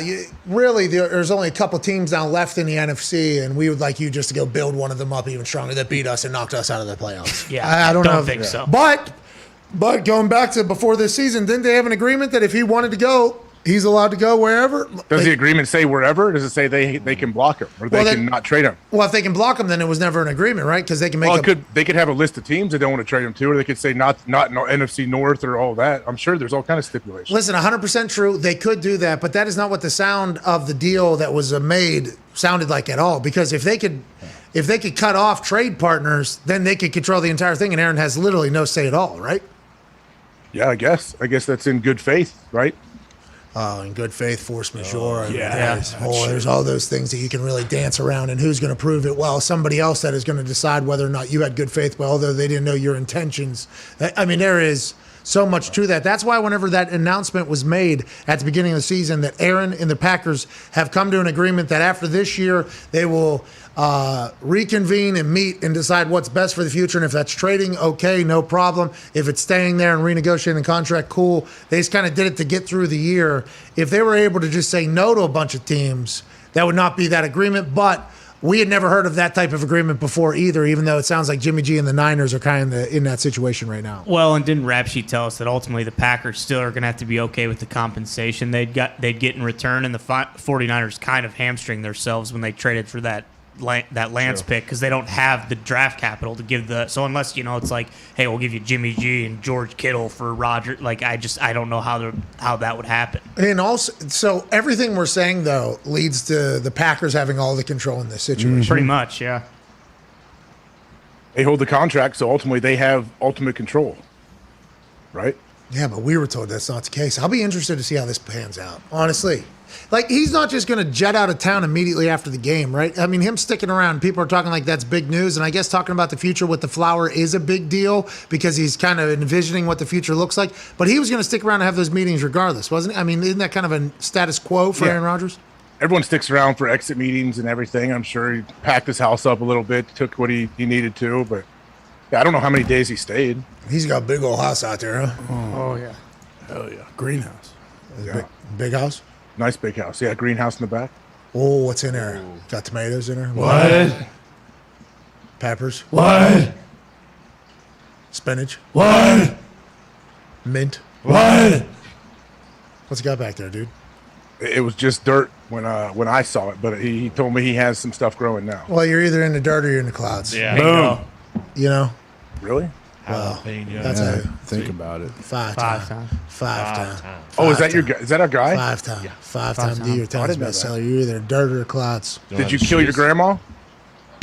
Thought about it. Yeah, Isn't that what he says? You have to think about it. That was taken out of context. Gary Vee does not deserve to be judged by a clip that got taken out of context like you guys do. It was 10 seconds that took out of like a 3-minute video. Well, and think about how much that guy talks. I mean, you guys are taking 10 seconds out of it. It was a good message. Yeah, the message was the same thing as that, though. The message, I mean, hey, whether it's taken out of context or not, he still told people, hey, every day you wake up, you envision your mother or father getting their head blown off with a fucking shotgun. That'll change your day around a little bit. That's still the message. It would, by the way. Would change my day. Yeah, it changed all of our days. But Perspective. I think the overall message was it could be worse. I think. Was that? I think it got Is that what lost that in means? translation. Well, of course, whenever something gets clipped out of context, if you have a full motivational speech and you just cut out the examples, you're going to miss the setup and the punch and the full circle coming. okay? Which is what you guys like to do over here. No. And you, more specifically, you just kind of feeding this entire narrative about... I deal in truth and facts. You know that. That's what Brian Flores said over here Uh-huh. on Get Up whenever they said that the Miami Dolphins... Greeny did a good job, by the way. Greeny did good. I feel like navigating that whole thing. Hey, that was super journalism. That was like super, like, With hey... the lawyers there, it's just that's not an easy situation Greeny is in. Those lawyers...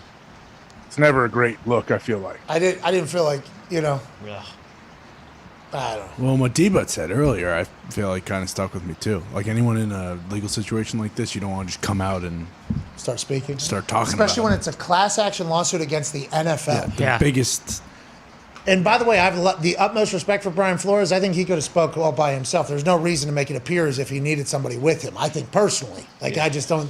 Whatever the case is, hopefully this will enact some change. Hopefully the NFL will get better from this all. But it's going to get ugly, I think. I think it's going to get ugly. There's a lot of lawsuits happening. John Gruden, obviously.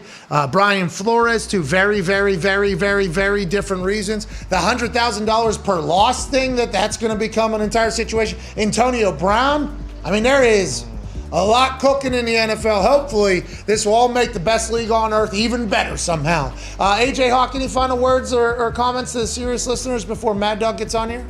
Nope, just looking forward to hearing what Mad Dog has to say. Me too. I can't wait to hear what Mad Dog's got to say about everything. Can't wait for Super Bowl week. Massive surprise next week. Enter to win your big game tickets with SeatGeek. We'll see you tomorrow. On the screws. That was a bang. That's pretty good. I stumbled a couple times today. Bad day for the old mouth and tongue. It's going to happen. I mean, those days are going to happen, I guess, whenever, you speak so much. But I did hit that one clean on the screws. Yeah. Oh, yeah. I teased the big surprise next week. Big surprise next week. For sure? Yeah, it got locked in during the show, actually. I got a text message. I tried telling the boys, Which one? You texted me a couple different options. Both of them? One of them? What is it? One of them. Sweet. The other one should give us a heads up, I think, today. Ooh. Here we go. So we'll see. I'm cooking, because I think Radio Row down there at the Super Bowl, it's a celebration of the entire year that was. Yeah. We've had a big year. We should enjoy this thing. Yeah. We should celebrate a little bit. Put on a show. Mm-hmm. Let's go. Are you going to get slimed? Are you going to get slimed from Nickelodeon on Radio Row? Wrong show. What do you mean? I don't do that kid bullshit. Yeah. Where is Radio Row? Do you know? I think it's a convention center, I believe. Where is that? Is in that LA? downtown? Yeah. I think it's downtown LA. Is it close? It's not close to SoFi? I don't know. I have no idea. I'm looking at Zito right now because Zito had to sit through an engineering call yesterday. Oh, yeah. I poked my head in one time, and I was like, well, that is not for me. That one is not for me. It feels like the setup. Shit! I don't deserve this one anymore. No. Come on. I don't deserve it. Yeah, you do. Jesus. So heavy. Don't have to work out today, man. Let's move to the mechanical pencil and see if the weight is better. Never. Hell yeah. Back. Yeah. Go on.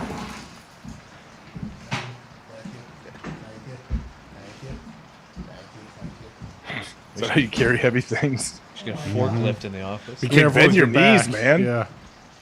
You guys are going to get scoliosis. Yeah. for Lift in real. a twisting, bending motion with your back. You really want to herk and jerk. There it There is. you go. There you go. Shoulders back. Rush. Keep going. It's happening. You got this. He's doing it. You got it. He's doing it. You don't have it. Breathe, damn it. Oh! No! Surprised didn't put a Got hole lighter in that it. second time. I think I figured it out. Phew. AJ, big surprise is coming next week. Let's get out of here so the Hammer Down boys can do their show and beat the ice home. We appreciate everybody. Enter to the hashtag PMS Big Game with SeatGeek for potentially, take a screenshot right now. How many screenshots are people supposed to take? Oh, this is re-entry.